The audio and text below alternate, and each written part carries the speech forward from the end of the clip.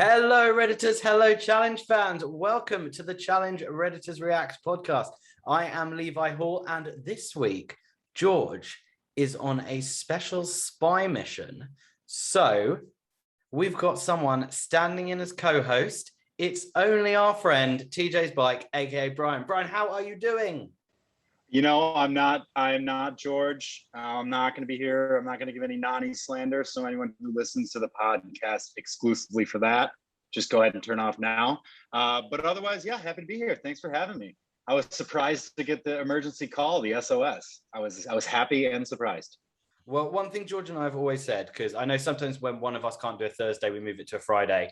But he couldn't do a Thursday and I can't do a Friday, Saturday, Sunday, Monday, Tuesday, or Wednesday. So the only other option was we record 2 weeks worth of podcast next Thursday. And it just wasn't feasible. So George and I have always said, if there was ever a time one of us couldn't do it, there's only one person we wanted to stand in for either of us. And, you know, unfortunately, Lauren wasn't available. So we want to thank you for answering the call. I thought you were going to go Devin with that one, or I didn't know. I knew you weren't going to say me, but I didn't know which direction you were going to go.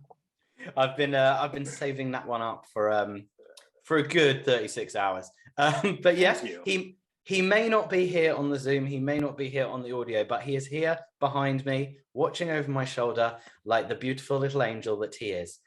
By the way, there is a very good chance that he will end up drunk tonight, because that would be classic George.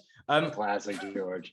Brian, how are you doing? Again, no, joking aside, thank you so much for coming and joining me this week on the podcast. We got a great one this week. You are playing the role of George, so we still have our usual guest as well. You are co-host Brian, aka TJ's Bike, aka brianarbatti.medium.com. There it is. So real quick question though, how do you want me to go about this? Because usually like when you ask questions, I kind of lay out and let George like answer first. So like, do you want me to like jump right in, or like, I mean, we might should have had this conversation like 10 minutes ago, but that's okay. Here we are. We're here now. You know, we're here. This is banter. So yeah, just jump right in, do an English accent the whole way through. Let's see how long I tried. I'm bad at it. I spent like 10 minutes this morning at trying it. It's not going to happen. Even if I were doing it as a joke, it's not what you want. Well, this is the banter segment, so give it a go. All right. Well, I climbed up a mountain with doing a handstand. See, no, that's what I'm saying. I was gonna do George climbing a mountain, but accents are a hole in my game, buddy. I got a lot of talents. Accents aren't one of them, you know. So I think the rules that you need are one, throw in a rugby reference somewhere, and if you don't know any references, just say rugby. Two would be at some point in the podcast, drink a whole bottle of wine. And then three, just be the hot guy of the podcast. Easy job for George, easy job for you. I'm in it. Let's go. Let's get this thing on the road. You know what I mean? Let's challenge. Oh, let's do it. Let's do it indeed. Brian, have you got any banter for me this week? Banter. Let's see. I made lasagna last night for the episode. One of my special recipes. It's probably my go-to. It's probably the best thing I make. And it went really well. That's all I got. Brilliant. Can't wait for George to be back next week. Now, George may not be here physically, but he did still whip out his massive poll. All I had to do was send him a text saying send nudes, and the picture came straight over. So the massitive poll from George this week is, based on the season so far, who is picture in... of somebody else. No, who is... Wait for it. Based on the season so far, who is in pole position for rookie of the season? There it is. No, you nailed it. Yeah. So we've got the following 5 options.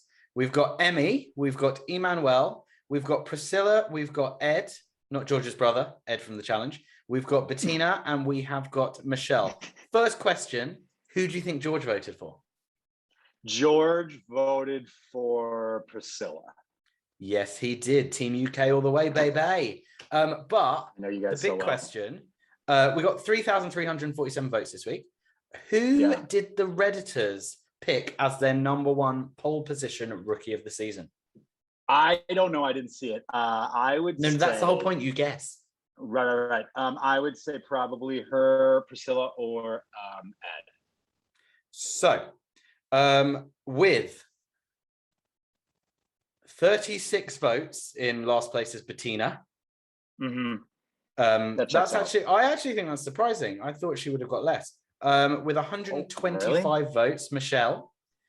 Then a big jump up in fourth place is Priscilla. Oh no, there were 6 options with 596. Third place, Agent Ed, 781. 3 votes between our 2 Romanians. So with 903 votes in second place is Emmanuel. So Emmy is currently pole position for Rookie of the Season. Thank you, George. There he is. I would have voted Emmy. I would have voted Emmy had I saw it. Or is he gonna? What are you pointing at here? I'm just saying, George has a drink in hand. George, that's classic. Got George. It. Well, shout out George. Shout out to London also. You know, who knew? But anyway, that's an inside joke. Keep going. So Emmy got it. He sent me something else over for Redditors Corner, but can't be bothered to do it, and he's not here to tell me to. So with that said, that is the banter segment concluded. It's the quickest one. Yeah. And ultimately the banter segment, let's be honest, is just George and I saying hello. So right. That's it. Hi Levi. How are you? Not too bad. But do you know who we want to say hello to? We would like to say hello to our special guest this week. And that is Jacob. Now, some of you may know Jacob from his podcast, The Challenge Historian. He is a fellow Challenge independent podcaster. And guess what? It turns out we don't all hate each other. We actually support each other. So I guess it's time to say hello to Jacob. Jacob, how are you doing? Good to have you on. Doing wonderful. Thank you so much for having me. I'm super excited to be here. And not to get way ahead of ourselves, but I can't believe that I have the honor of not only joining the Redditors React, but joining on a week with a very Kyle-centric episode. I feel like this was the perfect one to be able to talk to you guys. So wonderful to be here.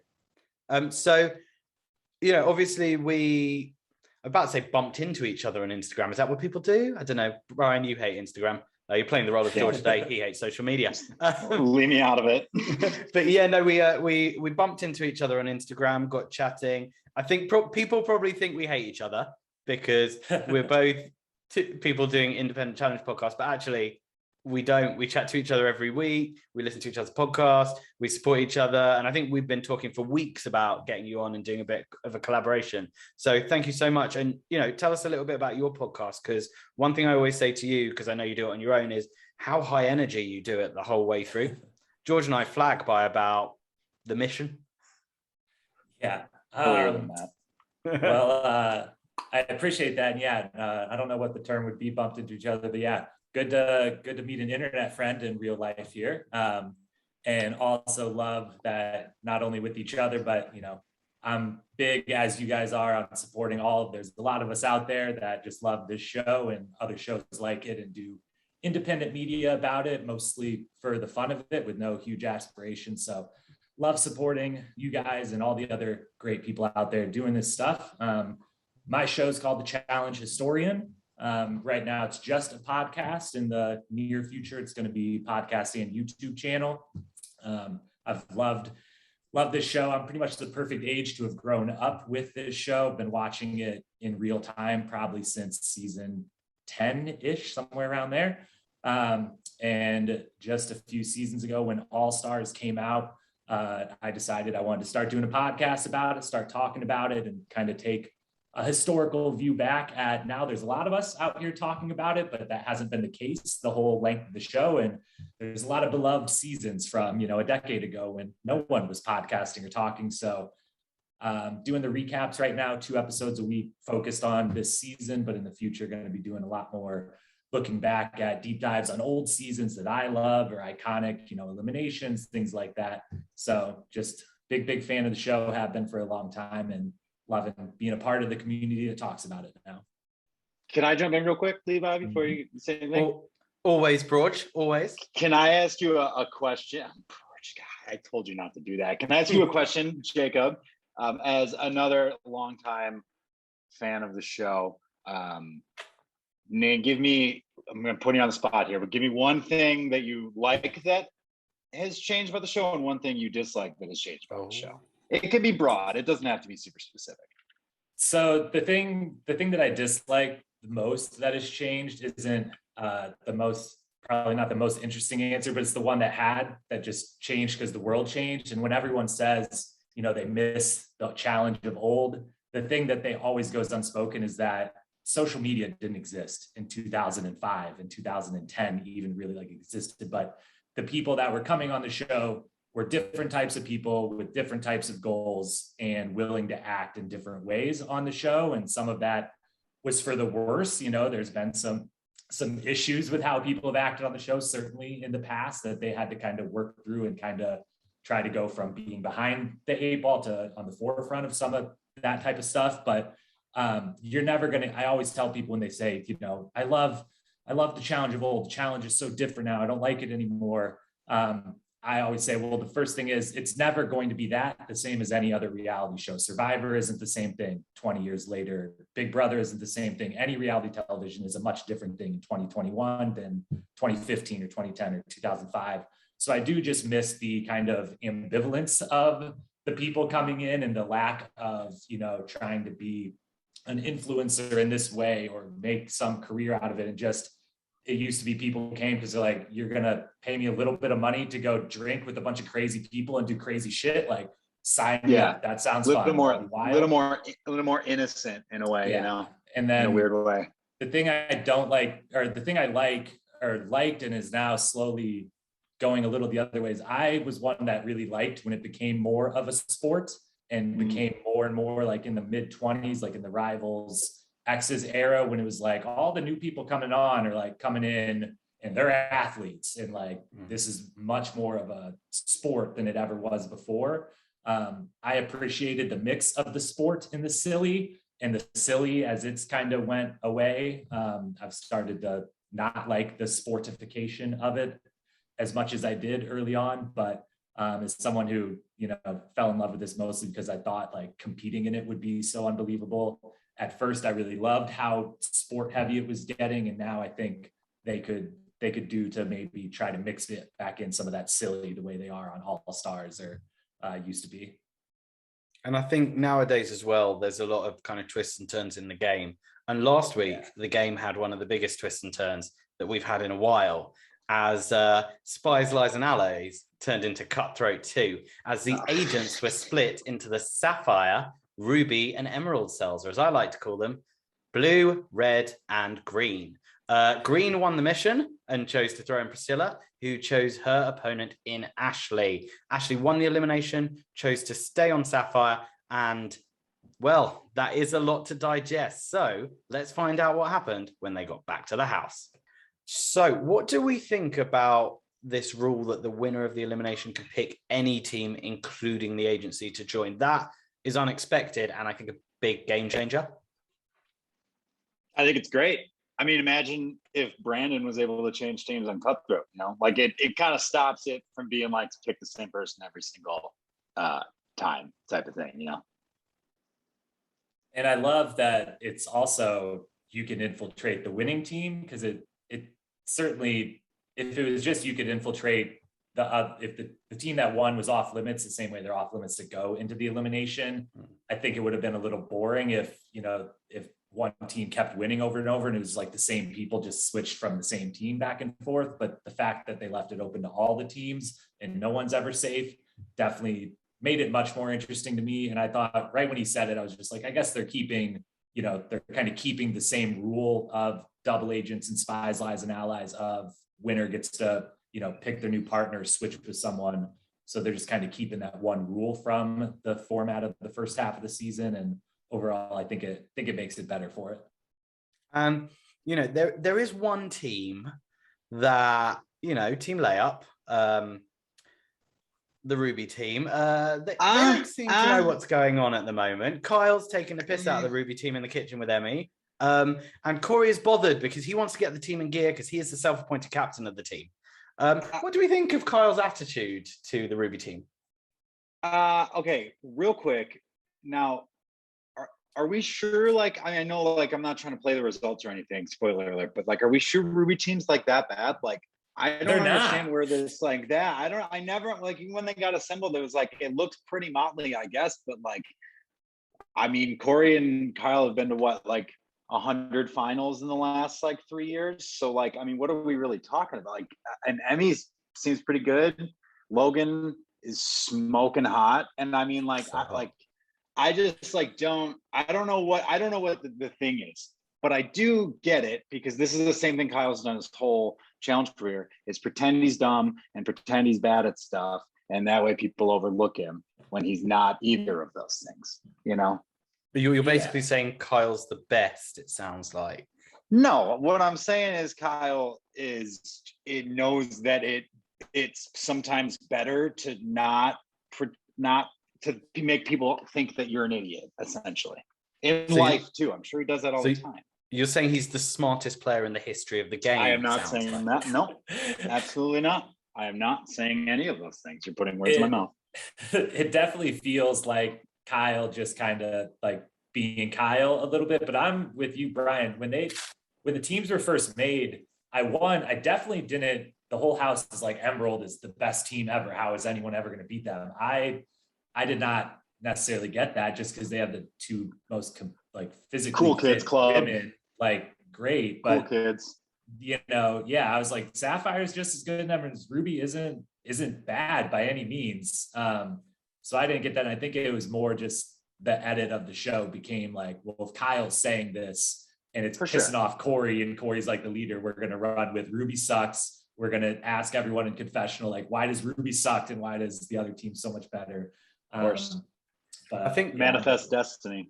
Yeah, it's very much a case of like Ruby very much feels like Land of the Misfit Toys. For sure. Yeah.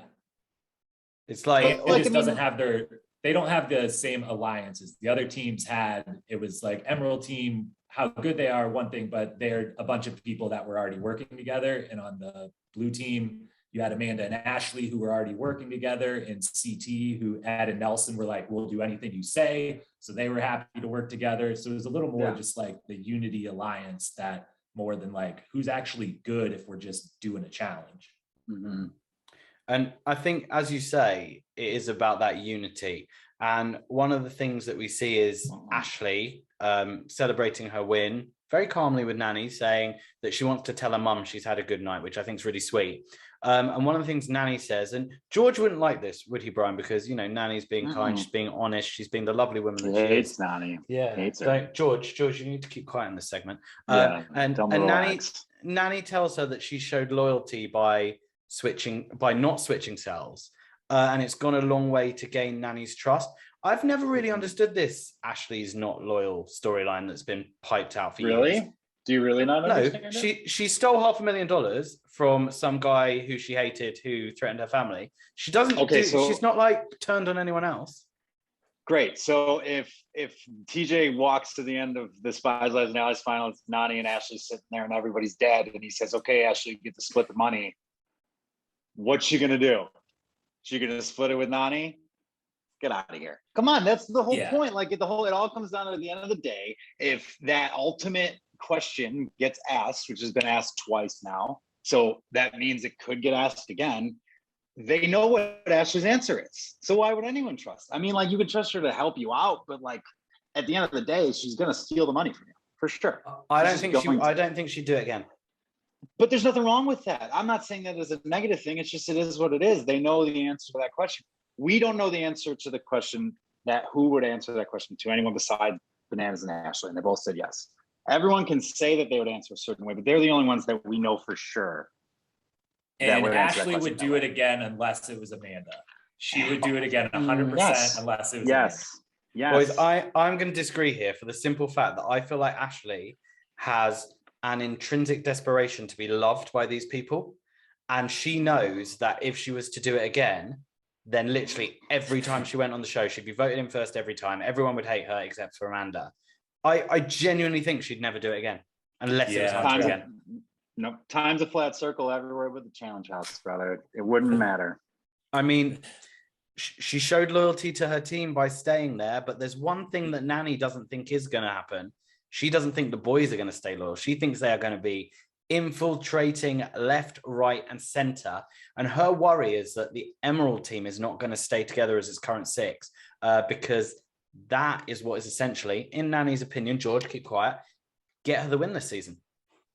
Yeah, quickly before that, just to say on the thing Nani said to Ashley, speaking to Ashley's potential growth or different desires now, when she first said it, like she says it pretty rudely of like, I don't trust you, like right to her face. And I feel like the Ashley of old would have been like, what the fuck? Like, and like kind of gone off on it. And she took it really in stride. I was very impressed by her reaction to that. But as far as the guys coming in, again, I think the Emerald Cell, it's going to be a theme throughout our discussion of this episode.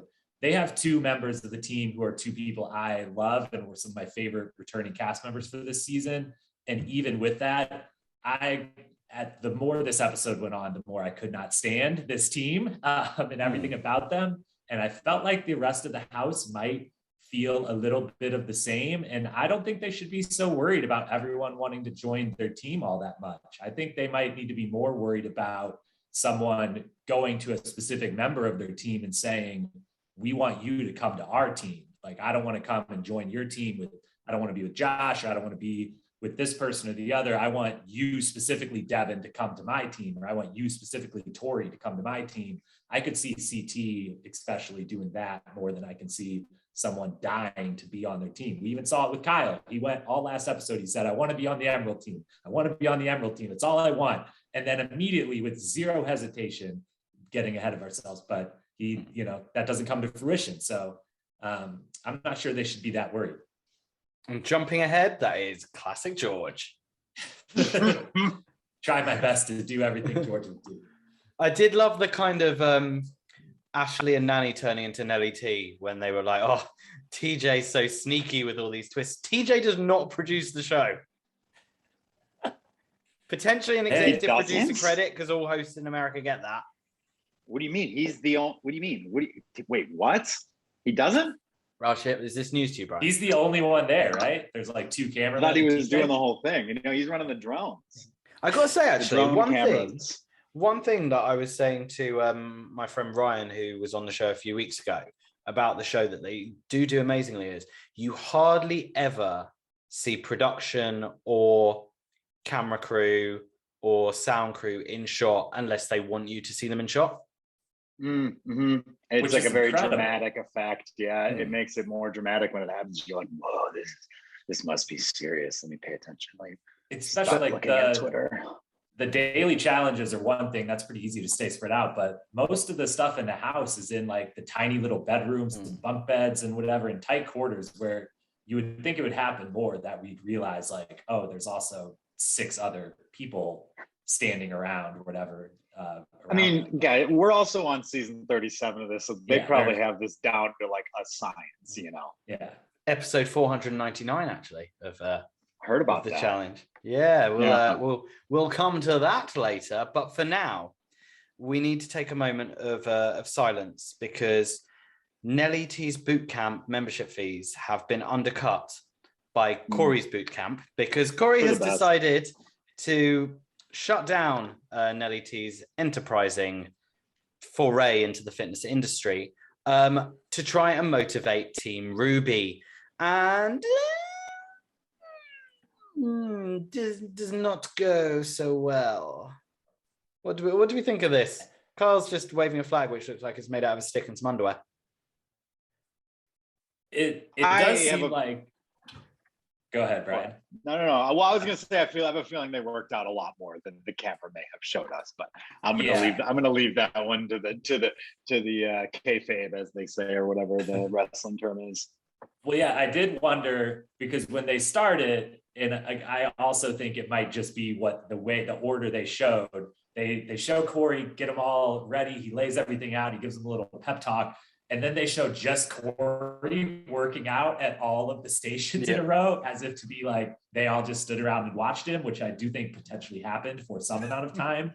But it does seem like by the end of the whole montage of it, all of them are running and all of them seem rather sweaty. And Big T, I loved hearing her say, it's midday sun. I don't work out in the midday sun. So maybe they're just sweaty because it's really hot out and they didn't work out that hard. Midday sun's the worst.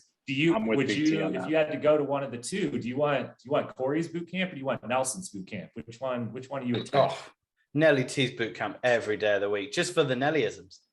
The thing is Cory's is probably just a lot cheaper, and COVID, so cost conscious and all that stuff.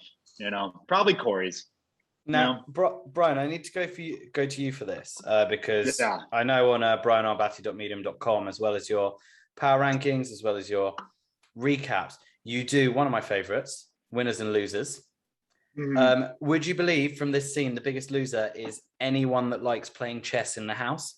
Because an injured and hot Logan has decided to make a sign saying Ruby till death, which is not the phrase, it's Ruby till I die. But he has written it on the chessboard. Yeah, no, I mean, I don't know. Did you read my article that I wrote? Because I did. I put that was a loser. I was pissed. Like, imagine that. There's not a lot to do in that house. Like, just there isn't. Like they can work out and they can work out and they can nap and then work out and then it's really it. So like taking the chessboard and just like selfish, like come on, like for a bit, for a like, gag. I don't know, dude. Right, like imagine you're fucking like you're Ed, you're nervous, you're like, man, I'm probably gonna get voted in soon, like it's coming to my time, like I don't know how this is gonna go. You're freaking out, you're panicking. I just need to take my mind off something. I really loved Queen's Gambit, so let me go try this chess thing out, and then boom, where is it? It's fucked up. It's duct taped. It's on a stick. Logan's gonna get it dirty. Josh has already lost all the pieces. It just, I don't know, pissed me off, to be honest. Maybe upset. Good thing the Logan's so irony damn is, hot.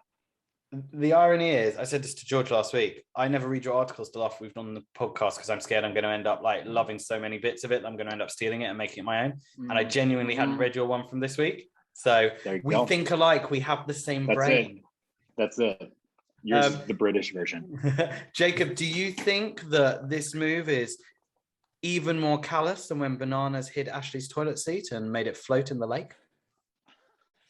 I'm gonna have to rank it a little bit lower, just a notch or two below the prankster of all pranksters on this show. I think that one was a little bit better and also much more ruthlessly received. It doesn't seem like anyone yet is upset about the chessboard, but we have seen multiple, like it's getting used. We've seen multiple different chess games, so it's not like no one was using it. So they have nothing to do. There's nothing. Imagine, do you take away everything from your life for like 24 hours? See how bored. I mean, Devin is willing to play chess against Josh, and if you're willing to be like, I'll take you, I'll even play you, Josh. They're desperate for something. So. I mean, that's fun though. That's an easy W, easy win all day. Easy dub. Yeah, like, Josh, let's play chess again, dude. What are they going to do next? Make a fishing rod out of the pool cues? I mean, fucking hell, guys. Come on. Like, shit. They just forgot about the pool table. I guess they have pool. It's hard, isn't it? Because they're there. They're the only people they can see. They just need some FaceTime with other people. And there is one room where they can do that, and that's the FaceTime room. Because Ed FaceTimes his mum, Tammy. I wonder if she mentioned that she slid into my DMs just to say how much she loved her son. And it was really nice because actually we learned a bit more about Ed. So his mum went on the circle with him. She's a single mum. She brought him and his brother up, and he wants to bring the money home for her. And this is very much a FaceTime montage because we then get Big T. Do you know what's really weird? Hold on. What's really weird is I type up the running order on Apple Notes. Facetious. Yeah, so you'd think they'd be more than happy for anything that says face to be FaceTime. And it always autocorrects to facetious. But anyway, Big T, facetious is her sister. Because you're a pompous Brit, they just assume you're being pretentious, That's what it is. Not pretentious, facetious. But yeah, Big T, facetious is her sister Nomza. Tells her she wants to win so badly. She says people back home believe in her. They're counting on her to win. Nelson's mum, she's got an Android, so it's just a phone call.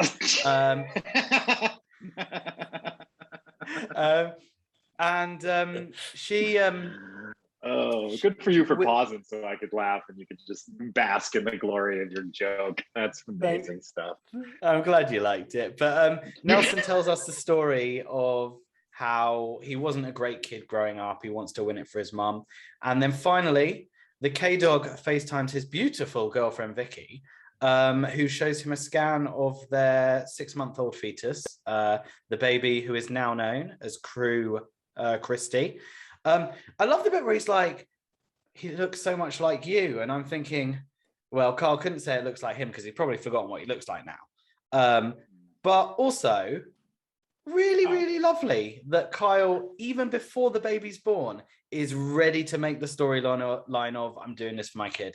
He's stolen it from Cory. He's not dumb. If Tony comes back, he can never have it. You know, what do we think of the FaceTime montage? I'll stop being facetious. Let's talk about FaceTime. I loved it from an edit standpoint of we got more than just one person. This is I really tried to think how long it's been since we saw more than one person get to make a call on the show, and I feel like it's been a long, long time. I loved Ed's the most of all. It will start to come out throughout this whole conversation. I am a really big fan of Ed and also of Tammy. Did I hear correctly? You just say that Tammy slid into your DMs, Levi? She slid into my DMs. This was a while ago. I think I posted something on Instagram about Ed. Oh, I said, I love Ed so much. He's literally having so much fun and makes me smile. And then she slid into my DMs with the heart eye emoji. Amazing. Did you guys, I don't remember if you said at the beginning of the season, did you watch The Circle at all? Are you aware of Tammy at all? So I watched his season on Netflix, but I'll be completely honest, I didn't remember him. Also, he looked very different. Yeah. Well, he didn't have the luscious hair that you have, Jacob. Best hair on the podcast. It's got shit. But for those that had watched that season, it definitely, usually most of the FaceTimes, it's nice to hear the backstory and everything, but we don't know who they're talking to most of the time. Sometimes in the past, it's Zach and Jenna calling each other and we know who it is. But don't forget Angela and Nelson. Yes, Angela and Nelson. But it was for those of us that are Ed and Tammy fans, I was definitely thrilled that they found a way to sneak in just a little bit of Tammy, that she wasn't totally left out since she was on the last show with him. She's got a blue tick. What? Blue tick Tammy. She's verified on Instagram. You're on a Netflix show, you get verified right away. Yeah. Brian, when we finish recording, go on Tori_Kennedy's phone. Ask her first, I know obviously. what you mean, but what did you call it? You called it a tick? Blue tick. It's a check. It's a check. It's literally a blue tick. Tick. Okay. George, cool. Come back. Anywho, come back, George. Come back, please. Please come back, George. Anywho, one thing though about Ed's mother, Tammy, did you notice where she was when she answered the phone call? She was on a boat. How badass is that? Who answers a FaceTime on a boat? That just means she was there. You know what I mean? She was just on a boat in the afternoon. So that was pretty cool. I thought that was pretty Puff Daddy of her. You know what I mean? That's some shit. That's how he gets to the VMAs, Well, blue tick. She got that Instagram money, hasn't she? Stop calling it a tick. It's so weird. It makes me think she's got a disease. What do you mean a blue tick? Influencer life. Do you know what? I was telling you how I have to do COVID tests for work. And I was doing one the other day, and I do it in my spare bathroom.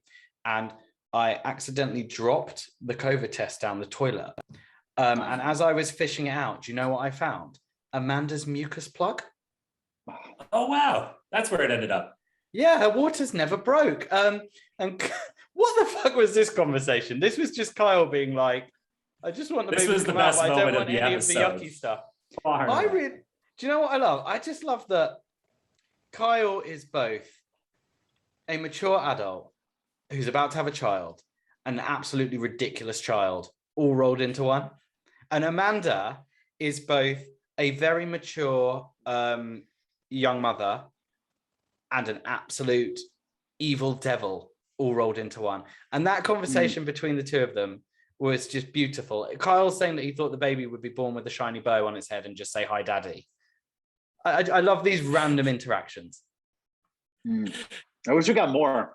That type of scene is the type of thing I yearn for. I wish we had more of that kind of stuff. I would watch a whole episode of that. That conversation. No challenge, no elimination. 10 minutes long. We could. I would watch hanging out. Everything. Yeah. Mm-hmm. I thought. Why don't they do that? Why don't they release like a half an hour, like Paramount Plus / MTV.com only thing of them just like bullshitting every week. I don't know. Maybe I'll make a phone call, see what happens. They used to do that. They used to have the like shit bonus content on the web. No, but I'm not. Yeah, I'm not talking about like a shit they should have shown. I'm talking about like every week, like give us like a half an hour of this is the shit that they did for like, you know, pick the best stuff. But like conversations like that, or like, you know, I don't know. I have no idea. I don't know because I would know. I'll watch CT play pool. Like, dude, if there's I bet there's intense pool matches all day long. Absolutely, they got. Oh yeah, exactly. Kyle and Devin have been hustling people for weeks. They're like Tom Cruise. What do we think of Amanda this season? I think she's there to make money, so she understands that she can't really mix it up like she used to. And Moneyball, I think ruined everything. I think she well, like you said, Kyle already, you know, before pre-child even being born, is trying to take up the mantle of I'm the one playing for my kid here. I don't know if it's working for him quite yet. It's definitely working for Amanda in a big way that she is the single mom. I know you guys watched Aftermath. I don't know if you mentioned it from last week's Aftermath. Amanda said Priscilla told her, I'm not going to pick you for elimination because you're a single mom, and I respect that. And I had a single mom. So we know it's literally kept her out of elimination once already. And it feels like she's not a target for anyone, regardless of what they think of her competitively. And I think it's all because they're like, you know, we give you all the shit about Fessy and you take it and we appreciate that. And you have a child. So we'll let you kind of skate to the final here. But I've enjoyed her. She's definitely been more in the background just because, as Brian said, I think she knows, one, I have a child. That child will eventually watch this, and that has changed a little bit of her actions. But also just she's a little more focused than she would have been in the past. Let's hope her child never goes on her Instagram page. Then from one set more of reasons water, than one. From one set of water breaking to a swimming pool, Emmanuel and Tori go for a swim together. You know, sometimes they don't roll off the tongue. They go for a swim together. They're both super goofy. Tori dresses Emmanuel up as a woman. He twerks around the house. They're both weird. They like each other. He looks like a vampire Jordan. They're probably going to shag. No. I got to stop you right there. I've got to do this. I've got to do it. Go for it. The Jordan comparisons need to stop. It is not okay. They have to stop. Just because the last season we saw him on, he was rocking a bowl cut and mustache that did not look very good. And the wearing dungarees. And those side by sides there's a resemblance, sure. But Jordan is in my opinion, the greatest athlete on in the challenge history. And is a first ballot Hall of Famer, whether you like more it or than not. CT. First ballot Hall of Famer. Better athlete than CT. Oh yeah. He's only got. I don't want to immediately bring up the one hand thing, but it matters. But that's the thing. You don't even have to say it. Like you literally don't even have to say it. You don't even like it's. You know what I mean? It's crazy. But so for Jordan and Emmanuel's sake, don't compare rookie to Jordan, and then also for Emmanuel's sake, who I like a lot and I've very much enjoyed. Don't compare him to a first ballot Hall of Famer 10 episodes in, just to not set that standard for him. Now, here's the question, though. Who's hotter? Logan. That's the real question. No, not between Emmanuel and Jordan. Who's hotter? You say Jordan, Jacob? If go back and look at like free agents Jordan before he went off the deep end with the facial and on top New of Hawkeye Jordan. Yeah, he's like modeled before and stuff. He's a very attractive man when he wants to be. Levi? Just recently hasn't chosen to want to be. I think that's like hot people sometimes go the opposite direction and like try to be as least hot as they can possibly. Yeah, you know? late 20s. Like I'm gonna challenge myself. Sure, to like have a personality. It's an interesting question, and I'll be honest, I haven't thought about it because I've spent the last 9 weeks pining over Logan. So you know, wait, we'll get to him later. Let me tell you what. But anywho, that's spoiler alert. What a guy! Yeah, well, shout out to that little white towel. Anyway. Well, you know, you hear Logan and the alarm bells start ringing. You know when they ring, when it's time for the agents to head down and meet TJ at the mission. So why don't we head down there ourselves and find out exactly what's in store? So this segment is brought to you by P3 Portable Protein Pack, which makes Burger King feel like absolute shit. But in all honesty, it's not. But this mission is Satellite Sabotage. So the agents will have to deactivate the giant enemy satellite by leaping from satellite arm to satellite arm. Each arm is further in distance. For the final leap of faith, you must jump for the plug. If you do not jump for the plug, it does not count. It's very important to remember that, everyone. Also, while you're doing this, the other two cells will be blasting you with their giant fire hose. P3 will be giving a cash boost to the agent on the winning cell. Whew. Do you know what this was for me? This was old school. And I like that. Oh, Brian. Oh, Brian. Oh, no, what's happened? Well, it's like, here's the deal, man. Offering the incentive of protein to a challenger is I didn't mean. No, I meant more the actual mission. Survivor contestant. Oh, the mission? Oh, the mission was old school. Yeah. Oh, yeah. No, sure. Look, I'm, as long as they're not flying drones, I'm pro challenges in most sense. But yeah, it did. Heights over water, slightly dangerous, fire hose. Yeah, for sure. Absolutely. I was in a bit. What was the fire hose one a while back, Jacob? Where I think they had to fire hose their partner down. Rivals won. It was like one of the last challenges I read. They had loads of strings that were holding them up, and then they had to basically fire hose them onto the axe. It's the one where Landon went limp. Everyone thought Landon was legitimately like his vest or his harness was too tight or something. Is that what we're thinking? I'm thinking of Duel. Oh no, that's a different one. Yeah, he's thinking about Rivals. And Cory and Laura lost it, and then they played the football game against John A. Jasmine. Yep. Smashed them. Oh, hold on. I think Levi's talking about. George from behind me just said rugby. It's classic George. Nailed it. Yeah. Oh, right. And yeah, I'm always a fan of heights over water, especially when it makes TJ laugh. TJ laughing just makes me happy. I could watch a montage of him laughing for my whole life. I can't wait till the day he laughs and somebody's actually dead. That's what I can't wait for. He doesn't wait to see if they come up from the water and they're okay. No. He just lets it loose immediately. Did he laugh when Leroy nearly died in Vendettas? Probably until he realized he was potentially dying. Yeah. Something came out for sure. He can't help himself. Good thing he didn't die. Thank God. Yeah. You like Leroy, don't you, Brian? He's the best, man. I miss him so much. There's two people that this season's missing more than anybody.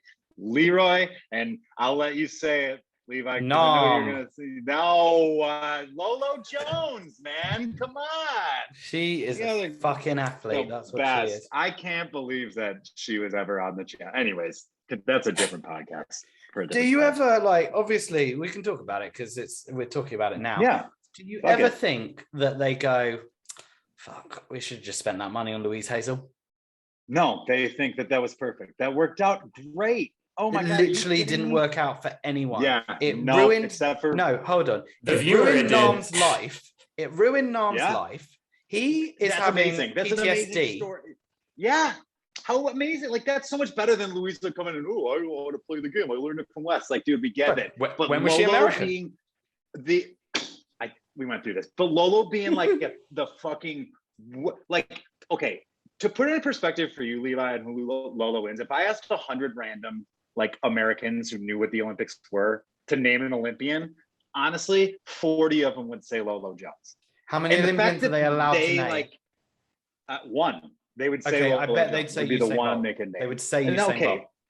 You're right. Most of them would. But what I'm telling you is Lolo Jones is incredibly famous. And the fact that they just stuck her in the midst of all of this and it went as poorly as possible, that is incredible. That's amazing. What do you mean? Shoot.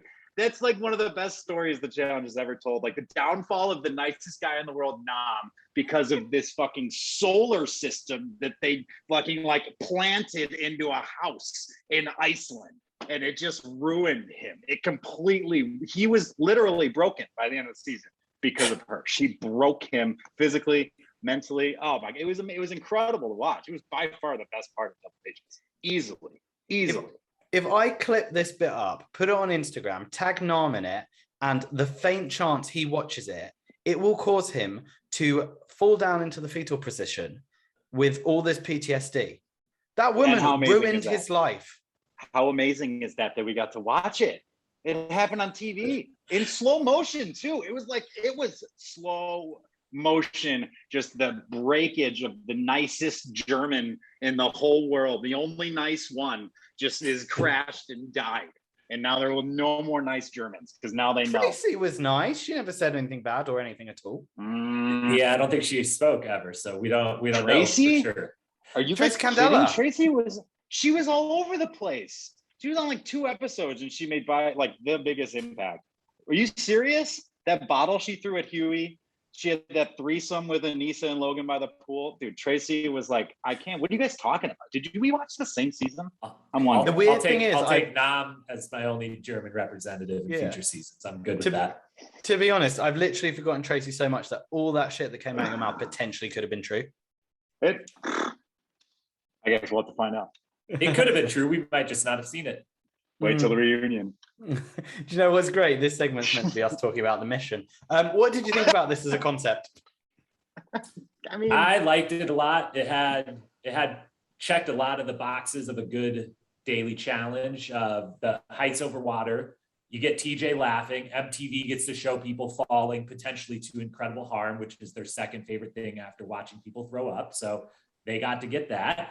I always like when the other teams get to mess with the team that's going, even if sometimes it leads to anticlimactic missions or challenges, because one team will kind of, they'll link up. It leads to a lot of strategy and bickering. And I think it was legitimately hard. I like when when the success rate is around like 30 to 40% is usually, I think, in their sweet spot of like, you made it just hard enough for people to actually have to like be kind of impressive to do this, to make it funny, and to make all of them on land laughing at the other people for not being able to do it. So I liked pretty much every part of it. I agree with you. I like the fact. I was going to say I like the fact that the other 2 teams weren't just standing around doing nothing. Yeah, I was as usual. They did make the rule about you have to jump and grab. You can't land on the thing. They made that rule very clear early on. But as always, not all the rules could be clear. Did you guys catch on or not to all of the arms had little lines in the middle of them? And some people, it seemed like CT was like out on the very, very end of those things where it's like as hard as it could be. And then some of the people who eventually then would like jump off anyway. So we didn't find out if it mattered what they were doing, but like, we're going all the way to the middle to cross and whatever. I was very confused on like, do you have to jump from a certain spot? Do you have to land a certain spot? My guess is they had. My guess is because obviously you would just stay at the beginning of the arm when you jumped. But my guess is you had to be on the other side of the line when you jumped. You could land anywhere, but you had to start on the other side of that. That was my guess, because the people I was with were asking the same question too. Was then smart, and I'm like, there's always a reason. Like, yeah, which was smart of the ones then to jump to the closest possible spot. But I think some of the further ones, it would have just been smarter just to jump straight. You know what I mean? So I'm sure they equaled it out. They always do. Yeah. Whenever I'm watching this and I'm like, they're being stupid, I'm assuming it's because of a rule that they were told that didn't exactly. Yeah. Do you think it was just ridiculously unfair on the team that went third? Because then the thing was really soaked. It always is. There's always bullshit like that. It's not supposed to be fair. It's just CT really that benefited from it, because he went first on the first team and he made it all the way around. So all of the arms got sprayed by the time he was done with it. So I think he was the only one that had any real advantage of that nature. No, I mean, again, it's which he deserves. He's CT, so whatever. Yeah, why not give him more advantage? Because he doesn't need it, but he's literally a freak athlete. Just don't vote him in ever. It's 11 episodes. He hasn't fucking got one vote. Whatever. I can't believe it. Doesn't make any sense. When did he last get voted into elimination in a non-Gold Skull season? Dual one, I think. I mean, honestly, like, what are we talking? It's crazy. It drives me nuts. I feel like his last elimination was the Bananas backpack, which was him coming in as a mercenary.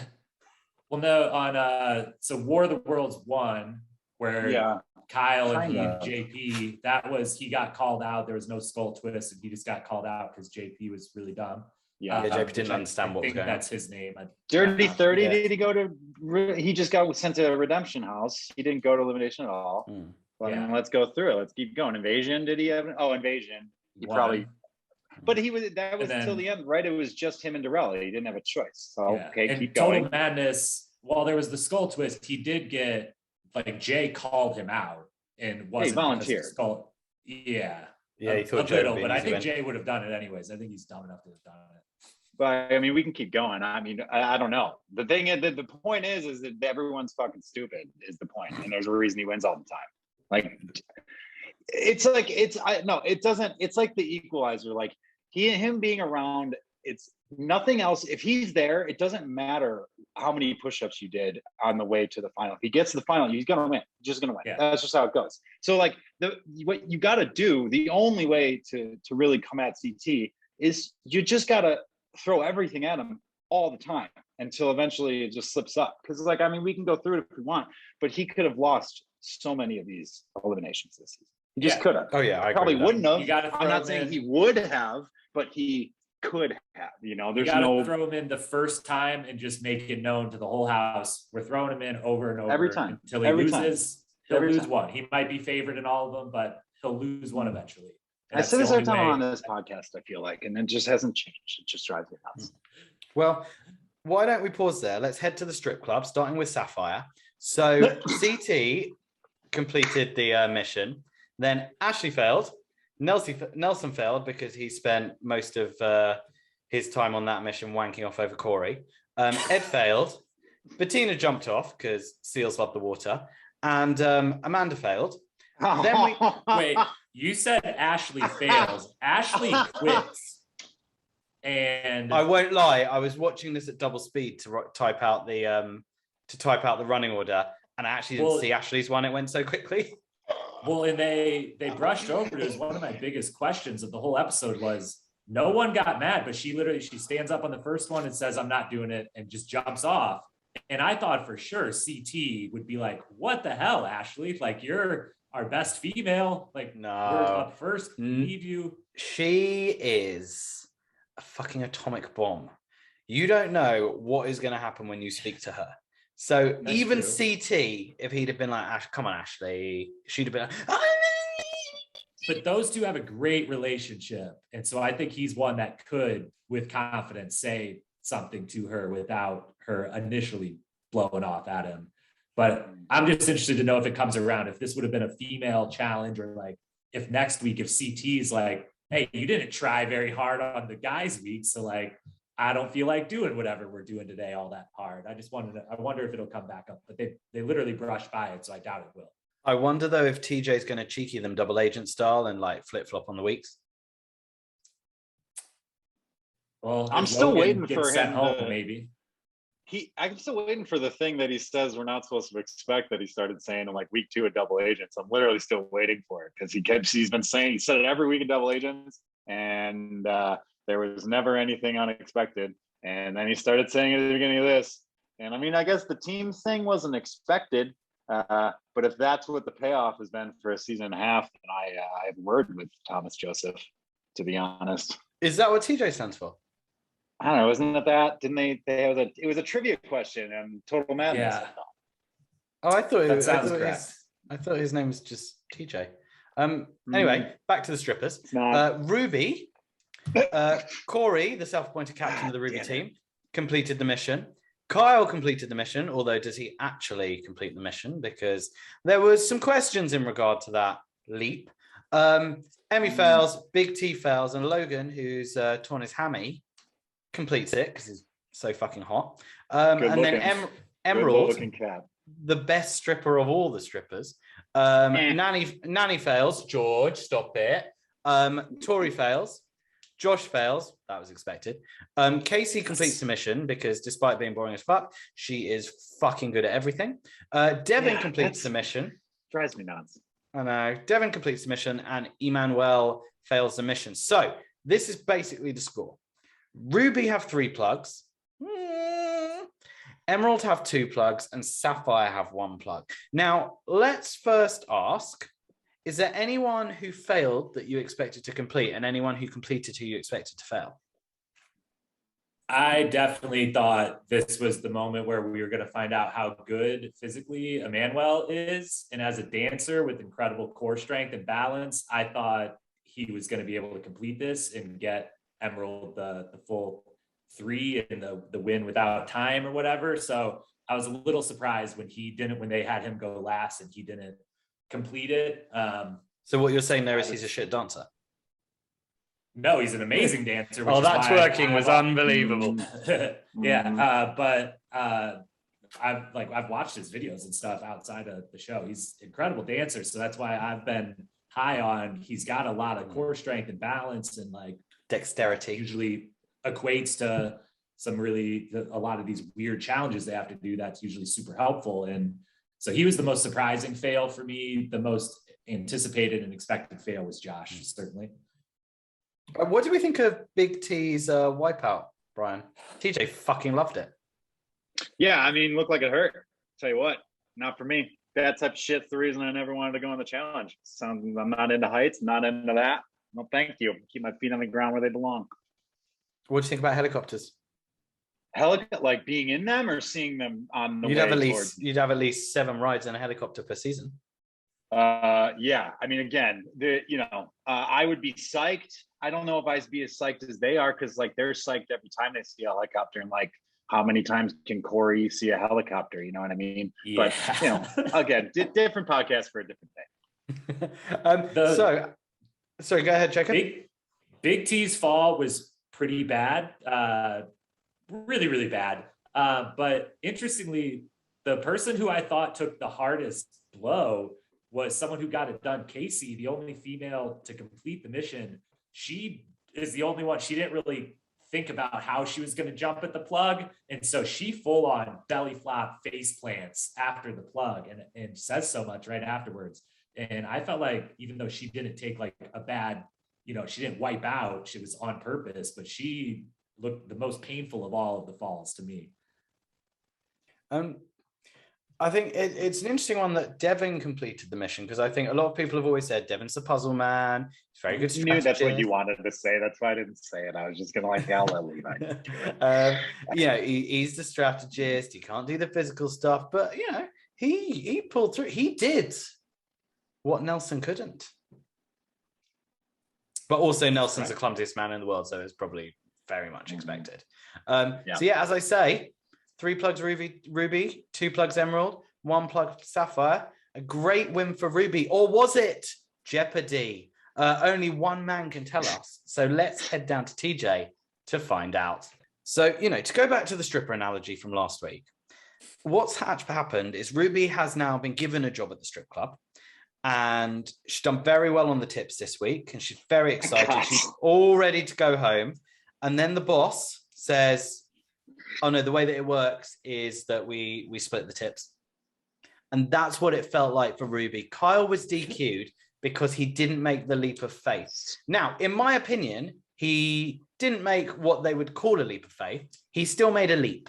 And he had faith when he did it. And I feel like in a court of law, he could have argued that and it would have held up. But it does mean Ruby and Emerald have now tied 2 each. It's down to time. And the fucking green team win all over again. They receive $3,000 from P3, Portable Protein Pack, and a large supply of that P3 shit. And Kyle is distraught because he feels like he's taken money out of everyone's pocket. And do you know what? Like, it's one of the few times we've seen Kyle seem genuine on this show. Like, I love him. I'm not like slagging him off, but he's very jovial, very jokey. But I fully believe that he was upset because of the fact that he'd taken the money away from everyone else and not because of him, if that makes sense. Yeah, he needs a break, TBH. As much as I love Kyle on the show, you can tell this season he just looks tired. Like he's kind of forcing it. His jokes haven't been as natural.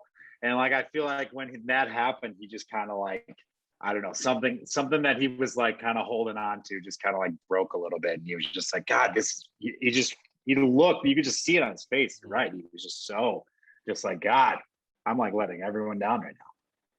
I mean, yeah, he was laying face down in his bed. Genuinely seemed outright depressed almost. Like he was just laying there. You know, even if CT is the first to notice, like I should go chat with this guy just to make sure he's doing all right. Like you're in pretty low spirits. And CT's probably going to do him over later in the season as well. You know, classic CT. Oh, absolutely. 100%. Not a challenge season with Carl and CT if CT doesn't get into an alliance with Carl and then do him over. Yeah, I was so sad. I just Kyle Diddums. Love you so much. But yeah, Diddums? Yeah, I said Diddums and I realized how fucking patronizing that sounded. Yeah. No, it's all right. You're all right there, George. You keep drinking.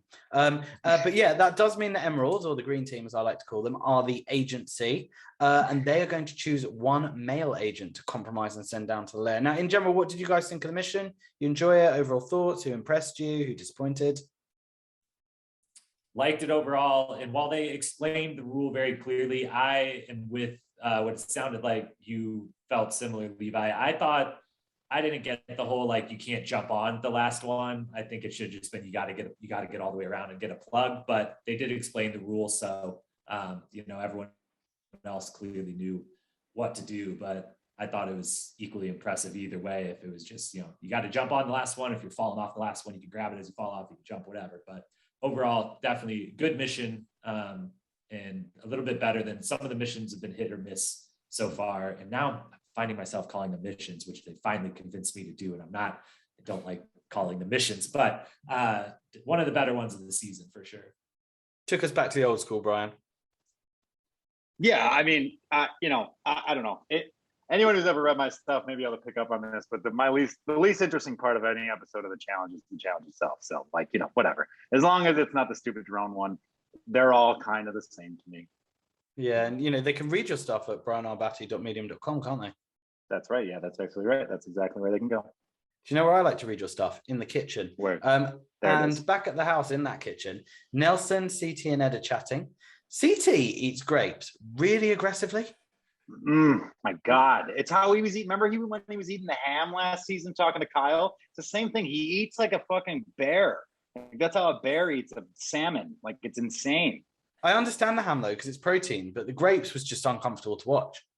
Man, yeah. I think it must just be they have so little food available that CT is one of the ones that knows all the little ins and outs of living in the house, that like when they get back from mission, he's going straight to the refrigerator that has been restocked with something, and whatever it is, he's going to eat it, and he's going to eat it fast and aggressively, and he's going to get as much of it as he wants before anyone else even has a chance.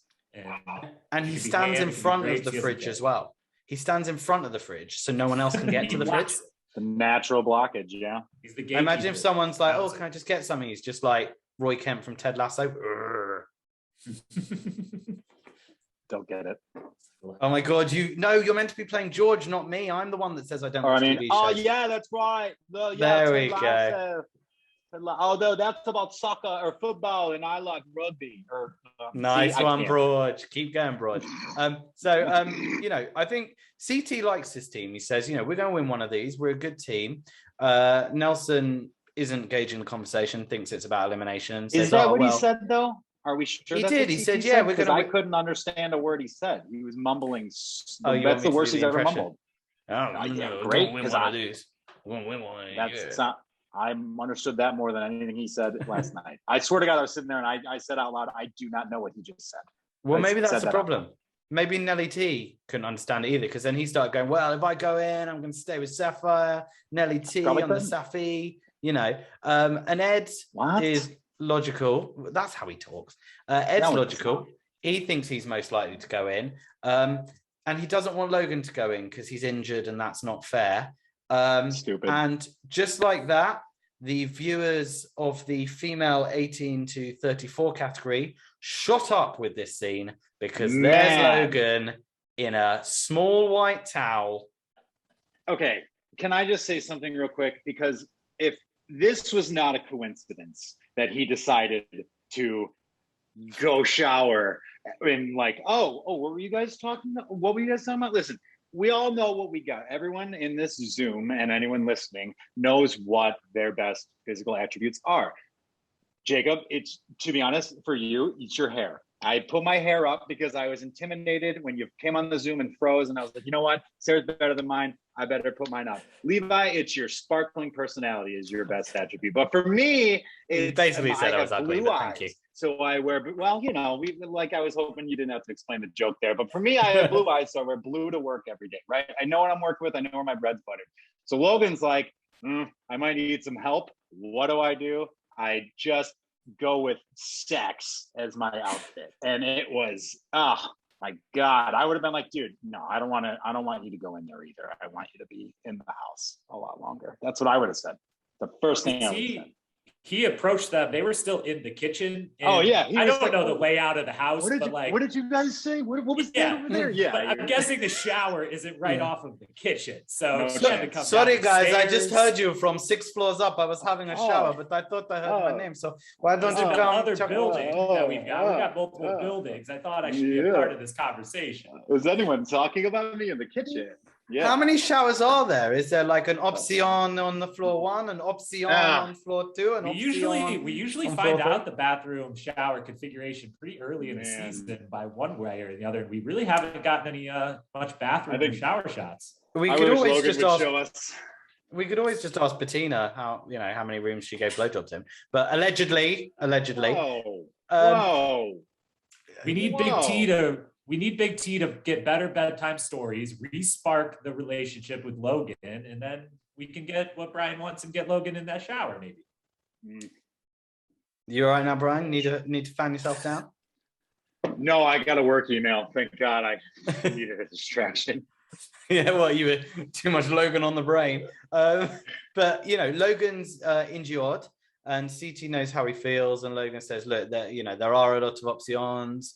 Cory is an option, Ed is an option, he knows he is an option, but his leg is not ready for the elimination, and he's scared that the Leons are smelling his blood and they want to eat him. I tell you who wants to eat him. Brian wants to eat him, don't you, Brian? Yeah, for sure. Little nibble on there. Are you kidding me? Yeah. Would you go full on like huge mouthful or a little bit at a time? Shove an apple in his mouth and roast him for a couple of hours, you know what I mean? And speaking of not understanding CT earlier, I don't know if it was this confessional or later one or multiple, but Logan did get the closed captioning thrown on him a time or two, and I'm still waiting for the day they finally closed caption CT. They should. Honestly, I literally do not understand anything Logan says. They couldn't do it because no one would know as he said, just be guessing. Like it's just guessing. I watch Logan on mute most of the time. I watch Logan's bits on mute. I just want to look at him. He's he's I want him to read like Winnie the Pooh to me till I go to sleep, like a child's story. I don't know. Or he could tell you the story of Oedipus. He knows it now. He knows it now. That was so fucking weird. Anywho, remember what I said earlier? Someone stabbed some eyes out. That's about all he got out of that story, I think. He said a lot of blood, mom, stabbing your eyes. I just imagine. I said I want to see more of that stuff, and I don't. That was an exception. I don't want to see that ever again. That was. I imagine strange. Big T was like, "Can I tell you a really nice story?" And he was like, "What are the options?" But yeah, that's the thing. If you're lying in bed and Big T comes over to tell you a story, well, you've got to get to another bedroom and hide from her, and that's what Kyle's doing because he's in bed. He doesn't really want to face the world, and he's telling CT and Devon he feels like shit. He says it is the worst day ever in the challenge, and I mean he had to put up with Cara Maria a lot, so that's saying something. Allegedly, yeah. I think that works allegedly. And CT says Kyle's dropped the ball, he needs to get it together, or there'll be a target on his back, and you know who he's shooting that gun, Chris. And they ask if Kyle would switch, and he says he doesn't know where he'd go, but he does know where he'd leave. And that's fucking Ruby. He doesn't say it, but I'm reading between the lines. Yeah. Now I have a question, lads. Emerald Cell Deliberation now has its own tagline. So do you reckon this is going to be an official thing that before the nominations, they'll have the winning team have a little unofficial official deliberation where they all dress up? I think about weird things when I watch this show. Did the producers tell them they have to color coordinate so much, or is that a choice of their own? And that's something you come up with on the bus ride home. Oh no, I'd like to think that it was Nelson's idea and he was so fucking proud of it that they went, okay, let's just do it. Let's just do it for Nelson. The blue and the red, I can believe that they all came with something blue and something red. The green, I was like, one of you didn't come up with a green. I don't think I own green at least clothes. one. Yeah. I think certain clothes are a little fluid in that house. You know what I mean? Yeah, they get and eventually, yeah. We've seen a lot of different turtlenecks show up in the same seasons on confessional after confessional. So yeah, that was an odd one. Apparently the producers were like, yeah, dressed like spies, and they all went, we have one turtleneck between all of us. Should we just share it around? Fessy's turtleneck is 3 sizes too small for him, so it'll fit Casey too. Exactly. They're just linking it all together. And the weak link of the Emerald team, ironically, Josh, is the one that talks about how strong they are. Tori is scared that whoever wins will come and infiltrate. Devin, the only one talking sense, says, look, it comes down to Ed, Cory, and Logan. They're the 3 options. And if Cory goes down, he will pick the injured Logan, who'll go home. If they send Logan down, he'll go home. So that leaves them with Ed. But they have stronger relationships with Logan. He's an original rookie. And actually, he never voted for them when he was in the agency because they were options that were on the table. I mean, this was a pretty easy vote. Thank you for saving the audio podcast there, Brian. Thank you. This was the only vote they could have done. It was only Ed. It was always only Ed. So you think actually there was only one option? Yeah, absolutely. I mean, shit. Yeah. We know how this podcast works. If I amuse myself with something, I will hammer that joke to the ground. Yeah, but it amuses me, and that's the problem. That's the real problem, is that I'm also amused, you know? Oh. Carry on talking. Do you think though at this point I don't think at this point they know anything that Ed's about to say, or Ed and Logan's relationship or whatever. So do they know as they're sitting there that like if we pick Ed though, either Ed goes home or a vet goes home, and are we going to stick to this vet truce thing? Should we just pick Cory knowing he'll pick the injured rookie to go against, and we'll potentially probably send that person home? I wish the vet truce would fuck off and die. It's ruined the first half of this season. This is I think that it's this makes it really interesting, because the reason they wouldn't pick Cory for that is because deep down, all 6 of them on that team know the sordid truth of the matter is that Devin he's the wrong option. That Devin is gonna be their anchor in the final, and if Devin knows that deep down too, and so if they pick Cory and Cory beats Logan, what do you think Cory's gonna do? I disagree with you. Replace Devin.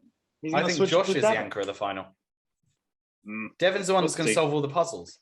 Man, you know what though? This goes back to something that you and I have been arguing about since like the summer. In that, at the end of the day, in the final, nothing matters besides how fast and how long you can run. Like, we've been through this. Okay, and so this is what I will say to you, Brian. We did the Redditors React Roundtable, and you gave us a number of different options for different ways of doing the final, and one of them was the bar exam. Now, correct. You're saying Devin's the weak link. Now, what if out of nowhere someone had listened to that podcast who works for MTV and said, you know what, we're going to take Brian's option and we are going to do the bar exam, and they've got rid of Devin. They're fucked, mate. And how amazing would that be? Like, how great would it be if Devin was like, you know what, fuck everybody. Although I don't know how much law does he really know, but you know what I mean? Like, you're right though, in that sense, that I wish they would change it. But let's be honest, what do you think this final is going to be? It's going to be a big, long run, bunch of puzzles on the way. So, like, I don't know. I'm just saying, like, it always comes down to the same fucking thing. Like, it's it. Sad enough to say, we can sit there and be like, Josh is weaker than Devin, maybe in day-to-day stuff, but come on.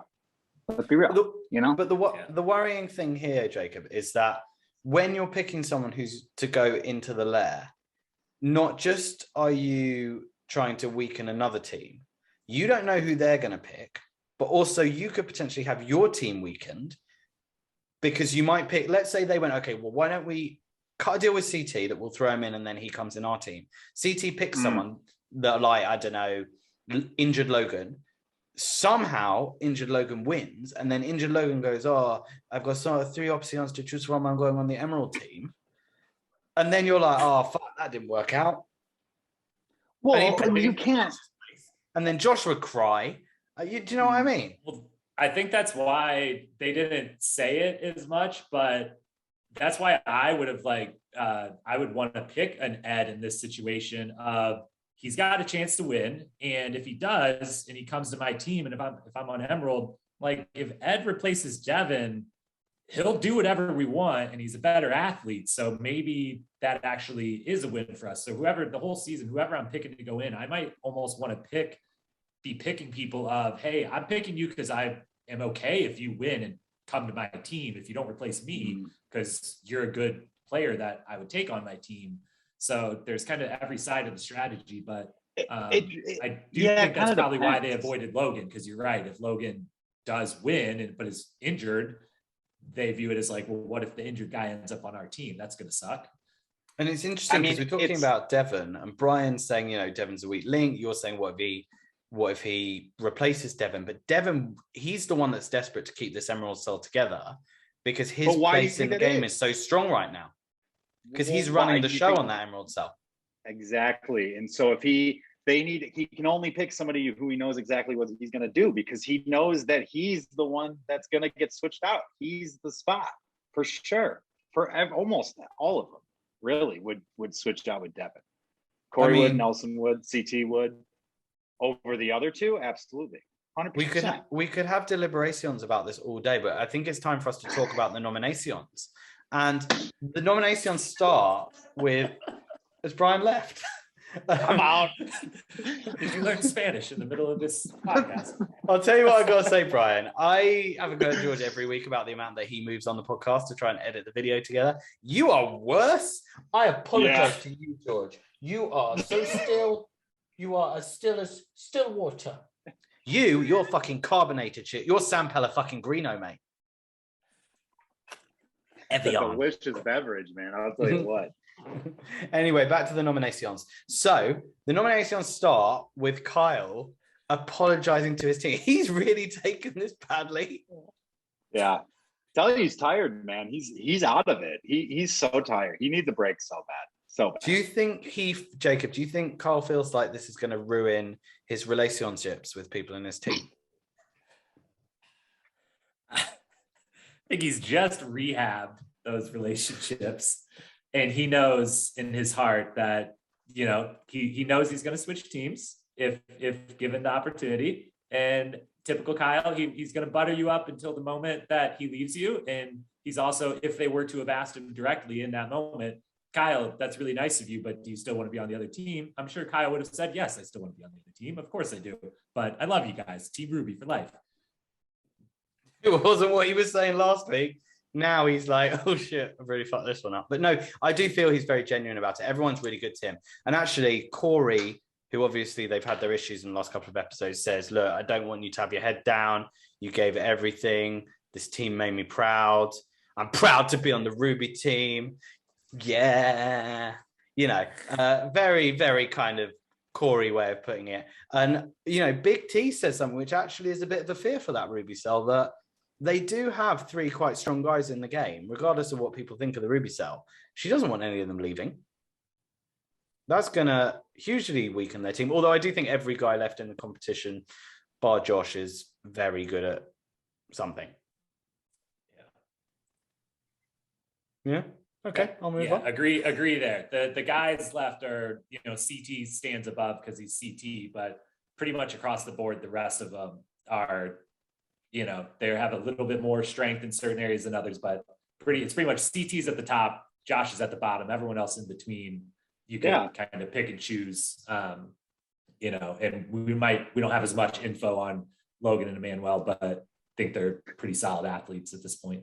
I mean, there's probably only like two weak links and the whole cast left, really, and that's Bettina and Big T.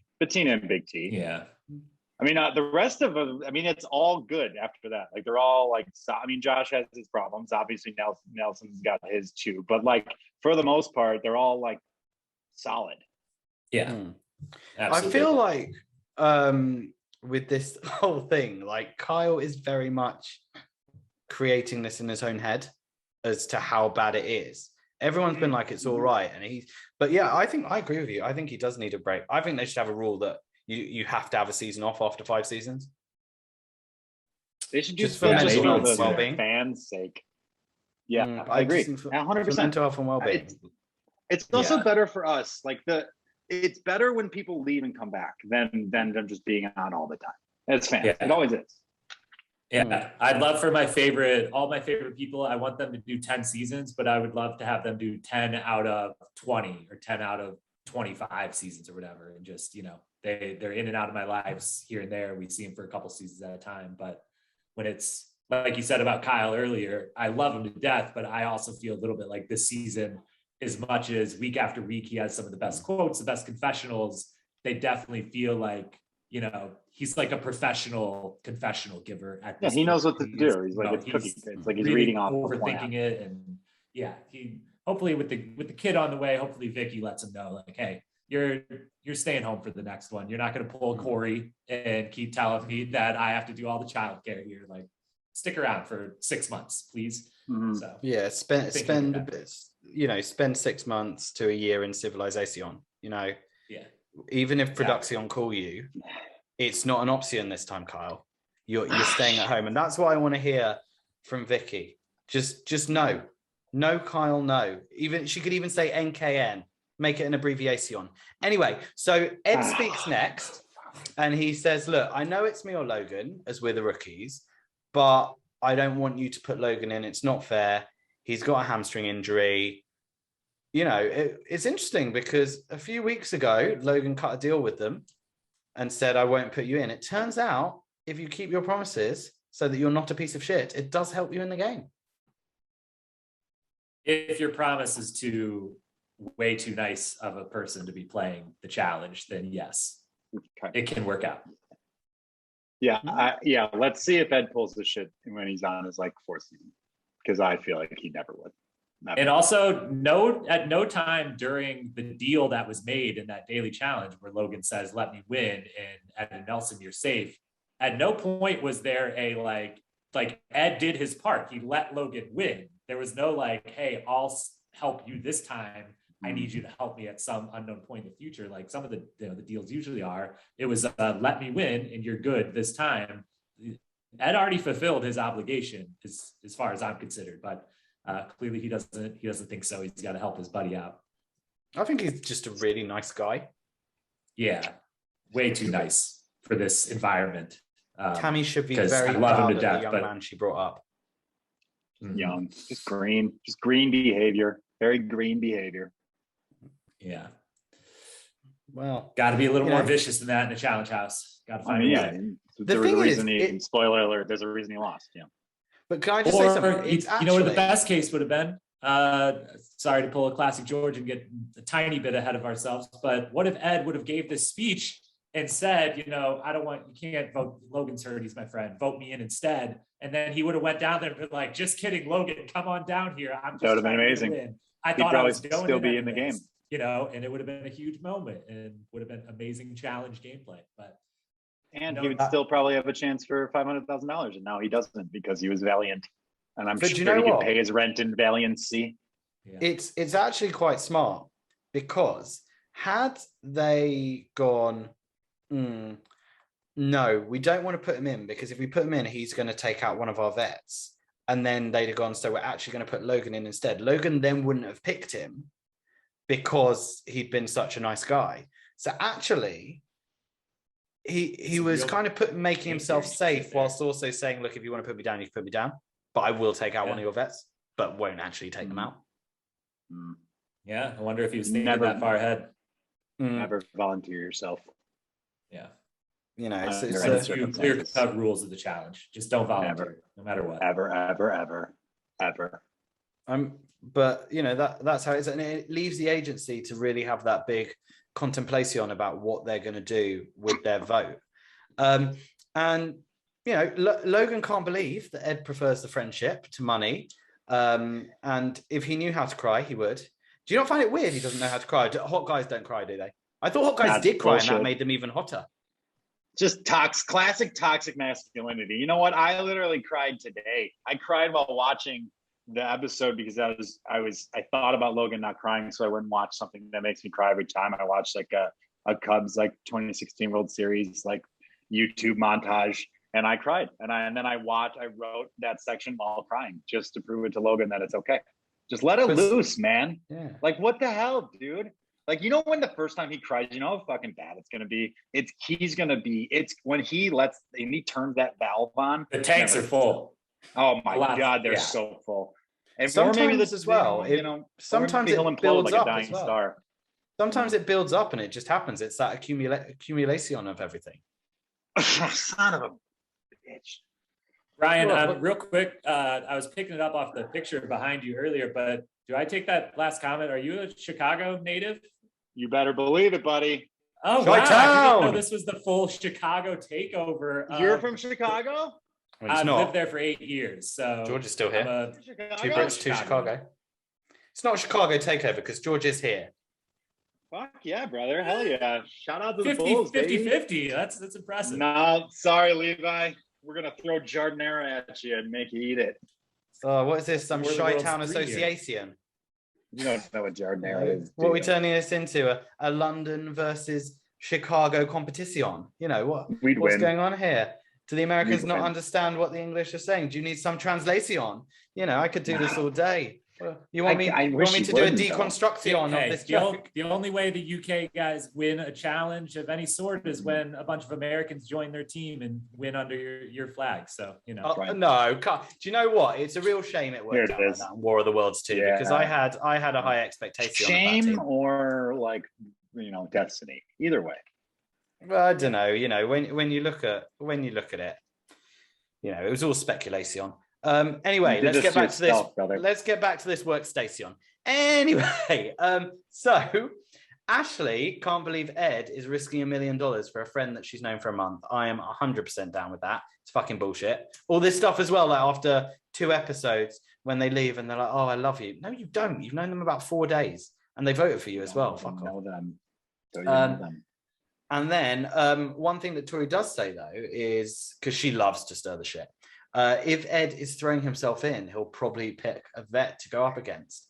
And that goes back to what I was saying before, which is about, you know, is Tori showing a bit of desperation here because she's worried that she's going to lose an ally?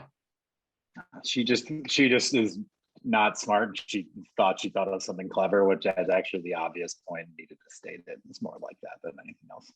And I think Jacob, what's your opinion of Tori? She's tried to learn from best friend Anissa. I think she's trying really hard to pick up the narrator mantle from Anissa, who's long been, you know, the one in the confessionals and in the field, so to speak, has been the one that's kind of like, I'll play producer, I'll narrate what is happening or ask the obvious thing. I think Tori is trying to, you know, pick up off of that and you know, add another thing to why they should bring her back or whatever. I think, you know, as I say, us independent challenge podcasters, we stick together. Some people get paid the big bucks from MTV, so anyway. Soul podcasters. Anyway, guys, we need to have some recalibration on here. So at this point, CGI TJ, this is what George is. I want to get George in CGI behind me. If he's ever not on again. Hologram George. Oh my God. Wouldn't that be the best thing? But yeah, CGI TJ comes up on screen and says it's time for them to vote. And they choose to compromise Ed.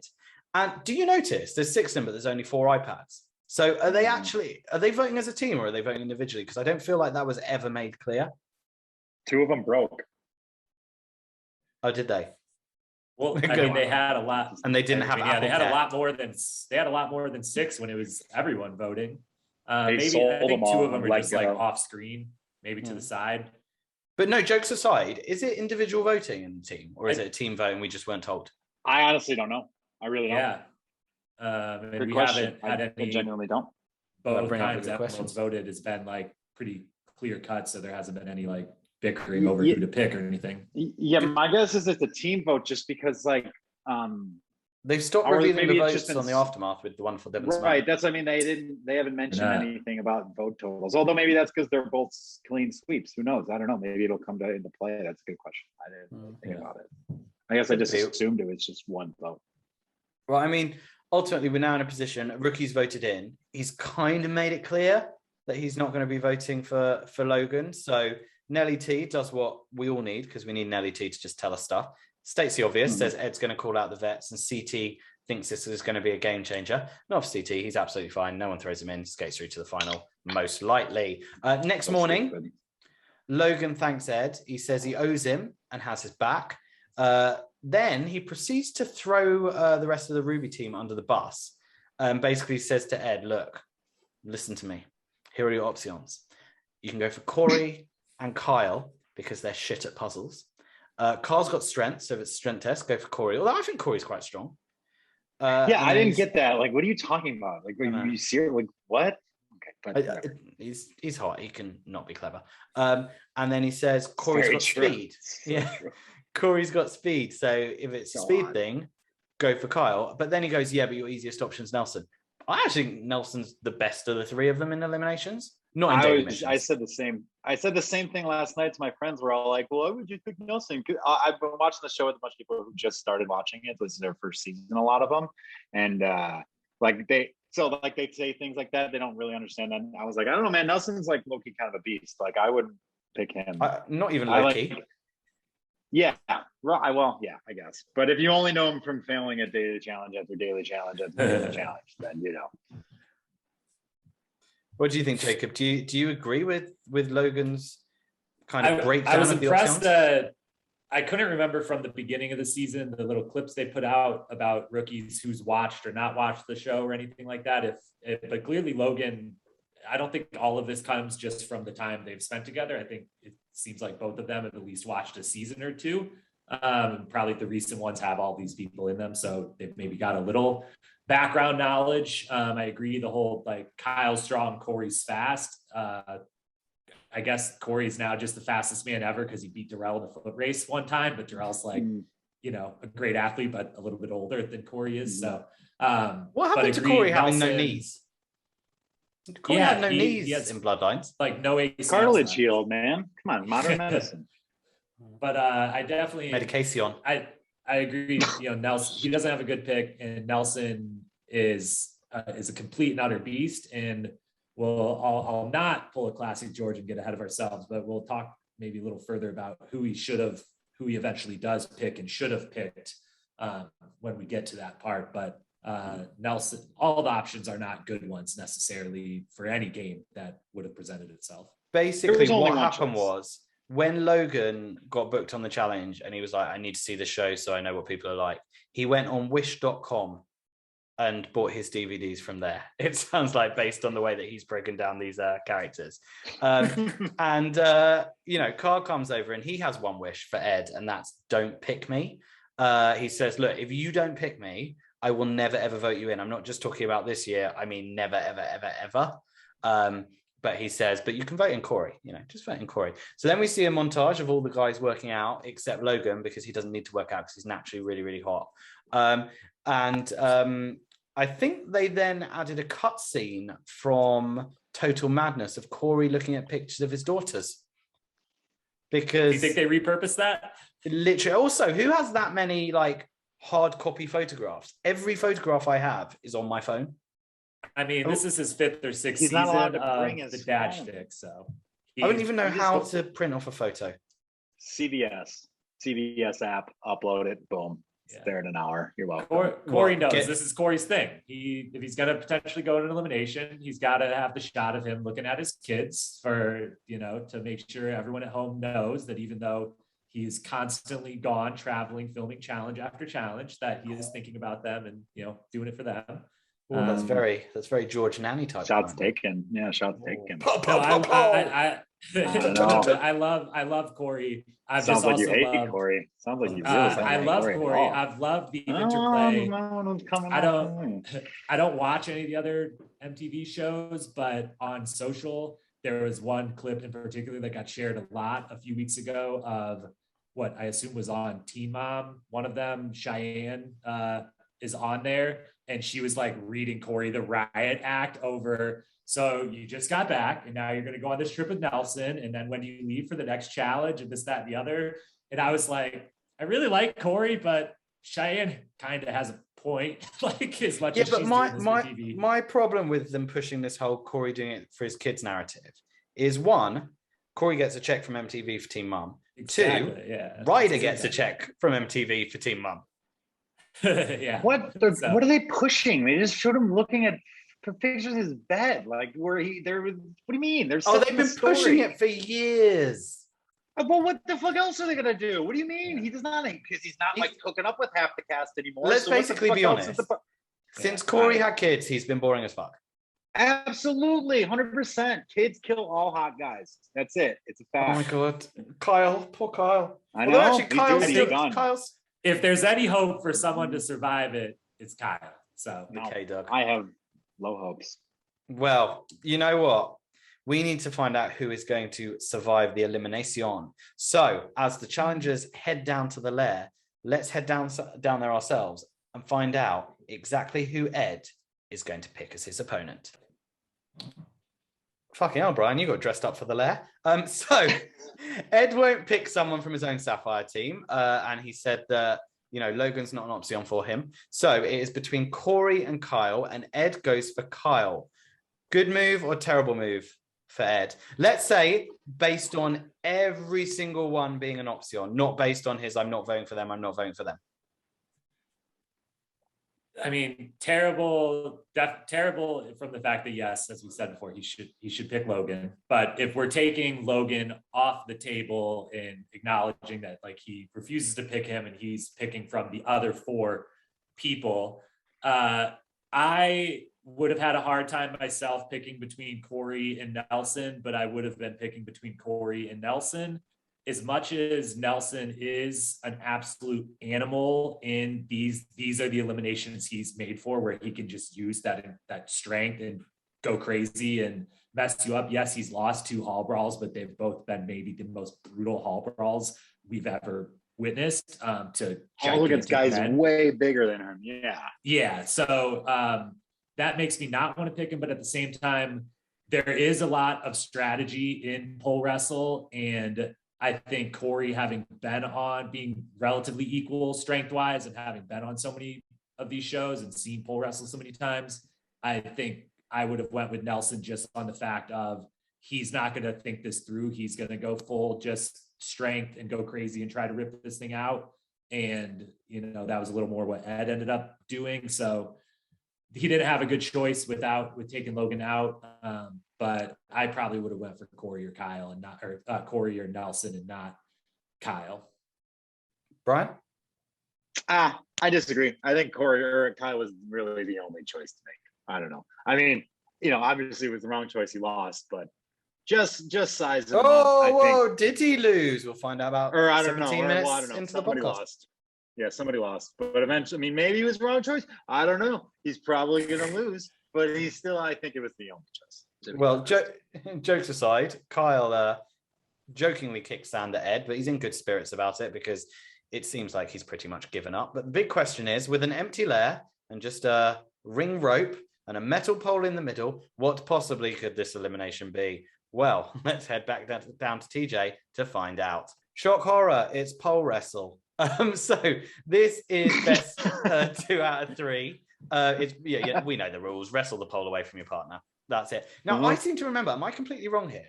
Because I always thought if any hands came off, you lost. But there was a lot of hand coming off. Am I just wrong? And I remember it wrong. Both hands have to come off. Okay, I think it's like just possession of the pole. Yeah. So CT says something interesting, which is great elimination for Kyle because he's basically undefeated in pole/ring wrestle eliminations. He's even beaten CT. But I do think a ring wrestle is different from a pole wrestle. I could not believe that CT did not add the caveat, and I can't believe I'm going to come on this podcast that's 50% UK right now and say anything in any way negative of Kyle. It's not meant to be, but as usual on this show, everything has to be super hyperbolized. Whatever story they go with is going to be, the best ever. So I get why they did it, but they make Kyle out. They continually call him, he's the pole wrestle champion. He's the best that's ever done it. The beast. And there's a big caveat with that is that he's 2-0, but one of his wins is versus the America's Got Talent kid that is frankly one of the few people I've ever watched and been like, I would have won that elimination. Colonel Mustard. I don't think that often. Colonel Mustard and then himself. the other one, yes, he beat CT, but he beat CT in a 3-person elimination where both he and I believe his name is JP were basically ganging up on CT. And I can't believe that CT didn't say something to the effect of, Kyle did beat me, but, you know, because last season on Double Agents, that daily challenge, Kyle was the one that said last time that Kyle was the one that was like, yeah, but there was another person. Yeah, exactly. Yeah. And so, yeah, it was weird that they didn't even bring up that Kyle did do really well in the daily challenge. That was basically pole wrestle over and over last season. But his record, while 2-0, isn't quite what they make it out to be. This is his most impressive matchup that he's had, the hardest matchup he's had to face by far. And I'm hearing what you're saying there, Jacob, and I'm putting it through the American to English translation. And what it's coming out as is, well, Kyle is 2-0 in pole wrestle, but when he beat CT, there was another person there, so let's make him 3-0. And I completely agree with you. What do you think, George? Oh, George says rugby and fuck nanny. Classic George. What did we think of this elimination? He does love rugby for sure. It was a really, really good elimination, I thought. Both of them, you know, fought really well. Carl was on top. Then Ed managed to pull it over. Carl kind of fought through all of the hardship. He used his body. He used his gangliness. I really enjoyed it. Both of them did bloody well. And K-Dog. When you guys were like, you know, because, you know, we all make our at least internal predictions, you know, when they're like starting off, who did you guys think was going to win? Kyle, because of the mid-season trailer. Okay, well, fair enough. But mid-season trailer fucked it for me. I had forgotten about it at the time. Okay, pretend you didn't see that. Who would you have thought was going to win? I thought I had 100%. I can't unsee a mid-season trailer. Okay, dude. Mate, it's not an option right now. It's not an option. You know what? My bad. I'm sorry. Sorry for trying to podcast on a podcast. Might be. I'll cut that shit out. But no, Kyle, because fuck off, Kyle. I thought Nelson was gonna win. To be honest, well, Nelson wasn't in it, so. Ed. I thought Ed was gonna win. I don't know. I thought it was like a who wants it more type of situation, and I thought Ed was gonna want it more. But you know, I've been wrong. You know, I'm into being wrong. I thought Kyle was just kind of gonna just be like, bleh, you know, like just fine. No, this is such a common misconception of the K-Dog that he doesn't care and that he's weak and that he's just there for a laugh. No. No one said he's weak. No one said he's weak. That came from George, by the way. I didn't burn through $30 million. Oh my God. That was my impression of CT. It was really bad. Really, but yeah, but I don't mean like just from you. I know that I'm taking it quite literally because I love you, Carl. But I just mean in the sense like a lot of the challenges always like do you remember Nanny last year? Don't. I'm just gonna make a comment. You don't need to like get anyway. You know, she was very much like, oh, you know, Carl's just here for a joke. I'd rather be partners with someone else. Kyle is desperate to win this, and he's got the heart of a Leon. Yeah, I was. Damn it, I was. I was wrong. I was super wrong. I was way off. Although I've been wrong about a lot of eliminations lately. Maybe I need to recalibrate my internal prediction clock. I much preferred this to the last pole wrestle that we had, which I found extremely uncomfortable to watch. The Fessy and Jordan one. Yeah, that was brutal. Injured Jordan. That was a bummer, but he took it well. And that's the challenge move that people like Bananas and Wes are willing to do. The shitty like, oh, he's injured and he only has one hand, and we're gonna put him in pole wrestle against the biggest guy in the house. Sure, why wouldn't we? They treated Jordan like everyone should be treating CTs. Like if he's around in the final, it doesn't matter. We got to get rid of him. That's it. If you have a chance to get him out, get him out. And I wish Ed would have had a little more of that in him for this. I definitely think Kyle had the strength. He has the strength. No one said that he was weak, Levi, but well, some of the challengers have, but no one on this podcast has said that. George, yes, Nanny said it once last season, but stop it. But the thing that won it purely was the experience definitely mattered because Kyle used his feet in a very, very impressive way in this, and that's kind of the hidden part of the pole wrestle. There's one part in the first round, Ed ends up on his back immediately, which is not where you want to be, gets out of it. He does very reminiscent of the first episode of All Stars when Letarian slammed Ace into the ground over and over and over. Ed picks Kyle up once and slams him down, but Kyle is smart enough to know I can wrap my legs around this pole right now too and put my whole body weight on it and be able to hold with 4. And then also uses them later when there's a moment in the second round, Ed gets the bar on his chest with Kyle flat on his back in the exact position you would want. And Kyle's arms are just too long. They can still reach around, and he reaches around with his feet yet again and doesn't let Ed get their bodies away from each other. So Ed was going full, like, I just got full upper body shoulder strength here. And Kyle was just had the experience to know, like, you know, I'm gonna weather the hurricane, as Ashley so rightfully called it, and Hurricane Ashley, everything I've got, use my intelligence, and that's where that strategy. This elimination feels like one of those. There's no strategy. It's just who's stronger, who wants it more. But there is a lot of strategy involved in it. Just the way it's a wrestling match. Wrestling is very mental as much as it's the most purely physical thing you can do. There's a lot of mental elements to it. And that is the fantastic, intelligent, well thought out analysis that our listeners and viewers have never heard or seen on this podcast.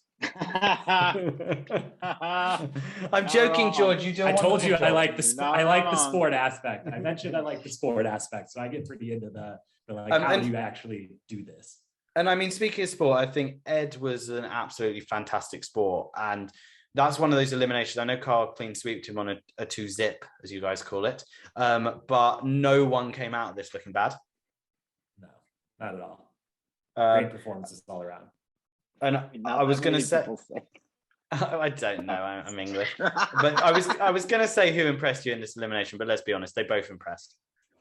Yeah, cool. Yeah. Okay, so the you know who impressed me honestly is whoever uploaded the effects package to the editing software that the people use, because they went through all of them. They were changing colors, there was slow motion, there was like lighting effects. They did all of it. It was amazing. They were just like, how many of these little tools can I use on this drop down bar? And they used all of them. I think it seemed like it. That's who impressed me. The post-production on this need to get a lot more credit than they're getting. I mean, we're all giving them credit, but I just mean in general, like awards and all that shit. But I need to say something very important. So Kyle wins the elimination. Woo! It's exciting stuff. Yeah. Unfortunately, that ends Ed's time on the challenge. TJ says what I think we're all thinking, which is we really, really hope we see him again in the future. Gents, what do we think of Ed's rookie season? Favorite rookie, far and away. Great. Loved him. He showed his personality. He did well. He played the game. Good. I'm into it. And I think for the sake of the other people in the house, Ed is the type of person that the rest of the cast are going to, if they're ever asked, you know, who do you like, not like, who do you want here?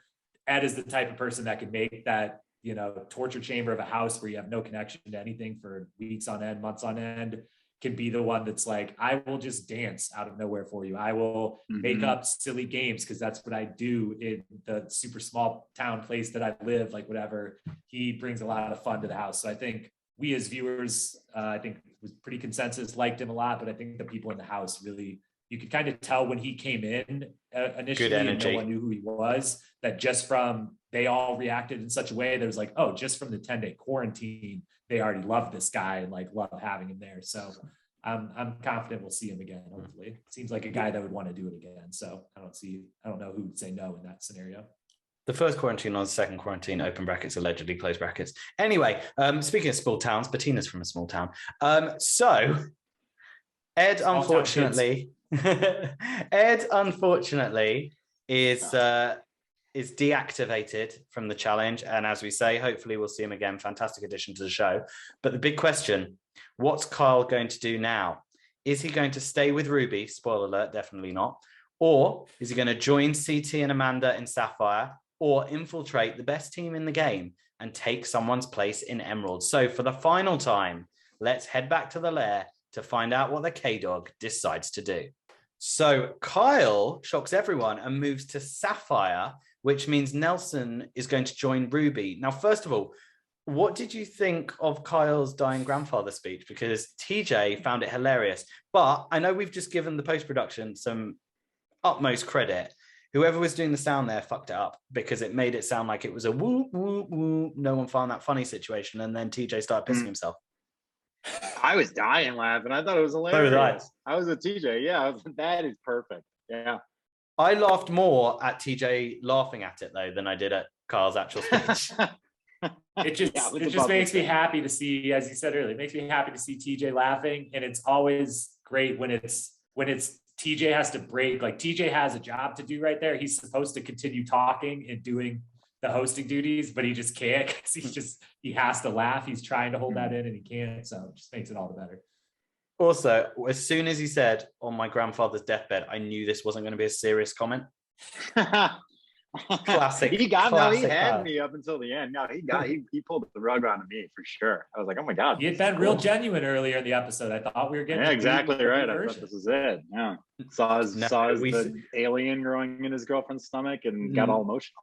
No, we saw the reincarnation of the K-Dog. Now, secondly, I thought that it would be a case that if he chose Sapphire, he'd basically take Ed's place. I didn't realize that he would then basically pick someone to move the other way. What did you guys? What was your thoughts on it? I thought if he joined Emerald, he would do that. You're right. Yeah, I was doing the same thing. I was like, wait, what? Why does he get? They didn't explain it to us, but they clearly is one of those. They explained to them because we find out because Kyle quickly and confidently says, "Sorry, Nelson, you're over to Ruby." So they clearly knew, but we as the viewer, I had no idea. As a viewer, I was like, what?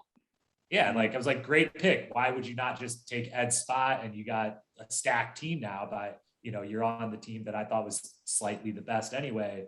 So I was pretty shocked when Kyle confident was like, sorry, Nelson, there you go. And they swap places. But I guess I made doing it. So yeah, after the first episode of the season, when there was 17 new partnerships, I made a conscious decision and I'm not going to take a lot of stock in what happens as far as the partner moving and stuff goes, because it's clearly just too hypothetical to keep up with, and B, it's gonna change from week to week very clearly, and it did. So that's why Cory was a new partner every week, so I didn't even care to think.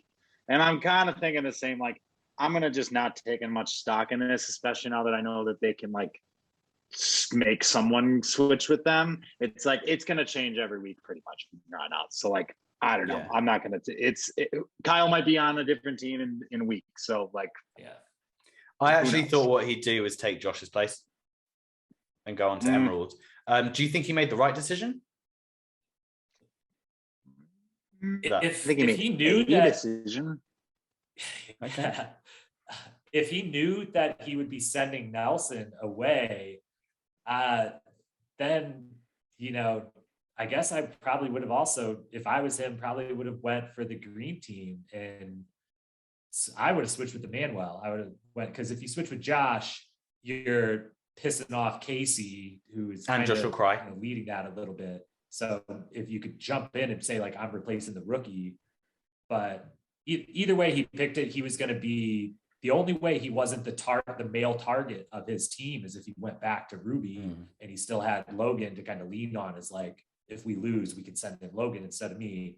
Now, if it's a male elimination and they're picking from Sapphire, it's him over CT getting thrown in. If he goes to the green team, they're probably picking him, sacrifice as well. So he didn't have a great spot to find himself. I think again, you just laid out so many hypotheticals. I think it's as simple as, you know what, I'm going to hitch myself to the CT wagon.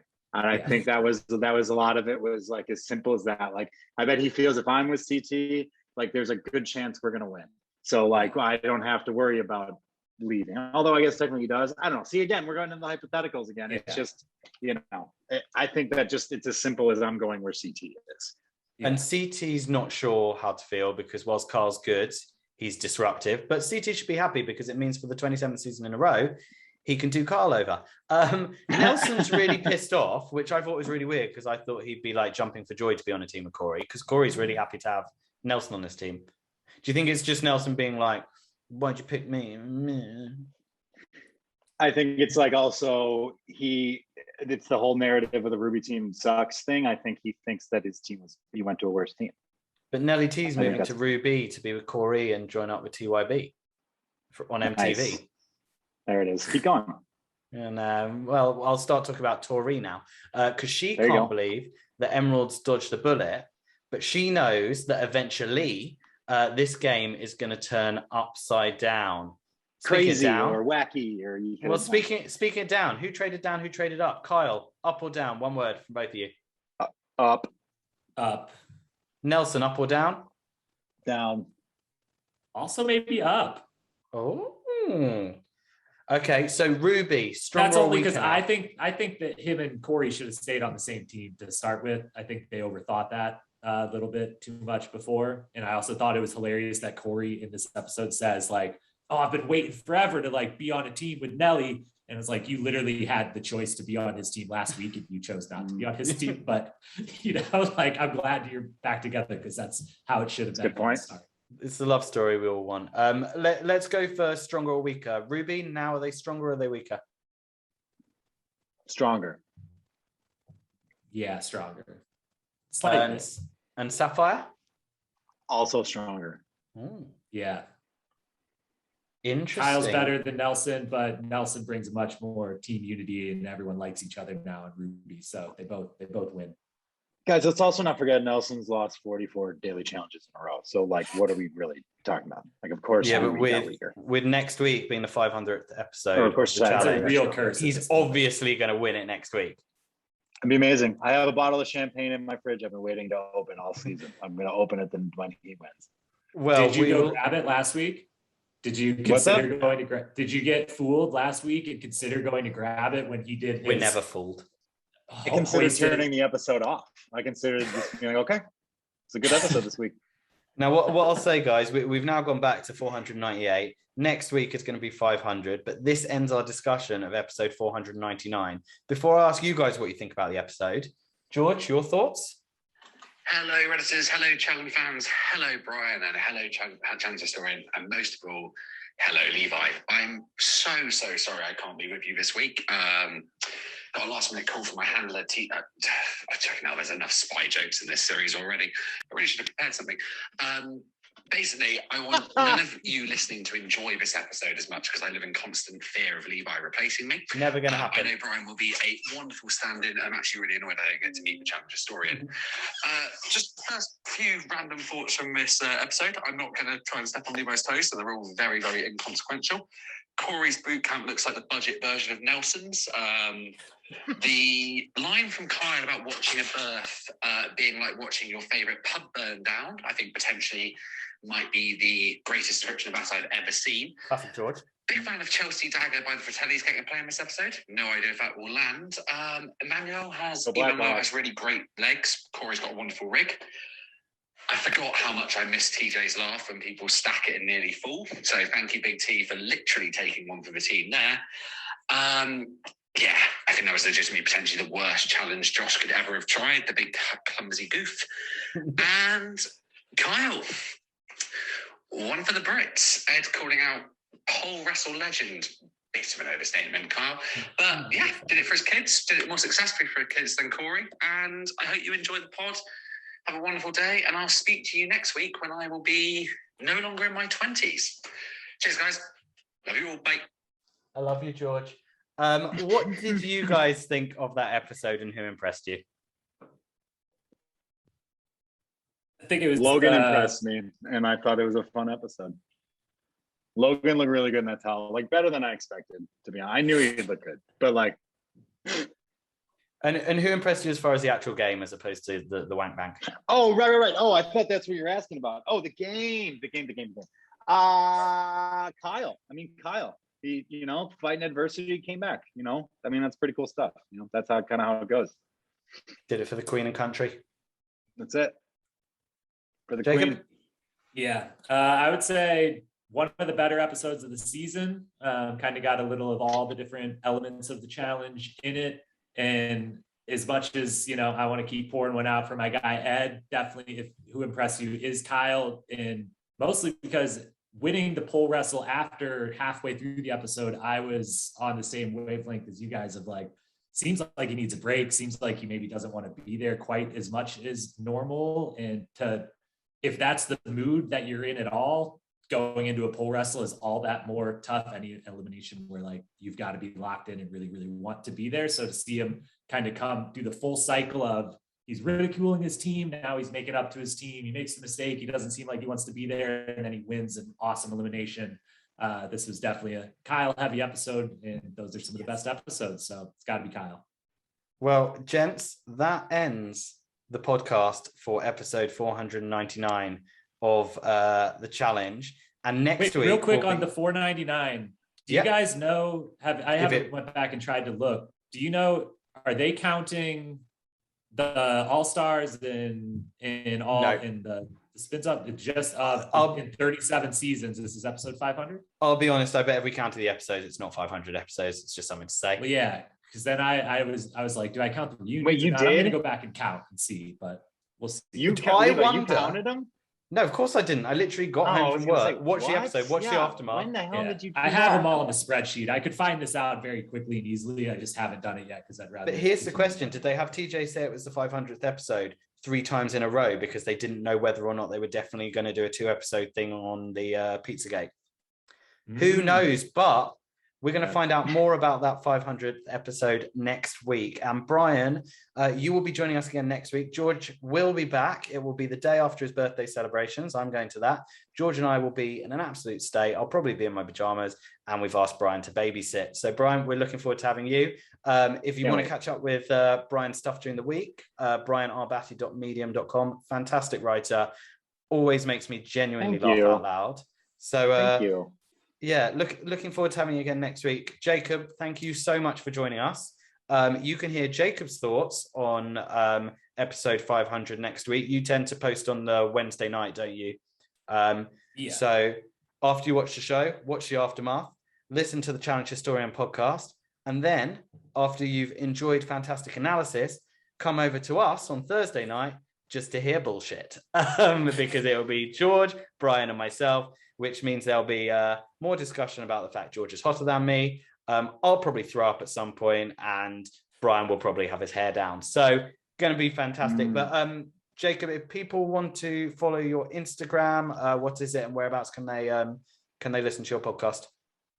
So pretty much anywhere, whatever you're looking for. If you search Challenge Historian, you'll find it. Instagram is just Challenge Historian. I've got a personal one too, but I don't really use it so much. So Challenge Historian's all the challenge content. There'll be a bunch more of that coming now that my day job from the summer is over, and I just got through a wedding. So I've got a lot of time to commit to Mazel tov.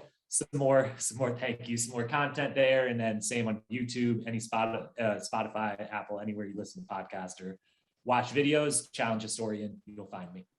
And I think it's important to say, if you are a challenge fan out there, don't feel like, oh, I have to like only this podcast or I have to read only this writer. Consume all the content.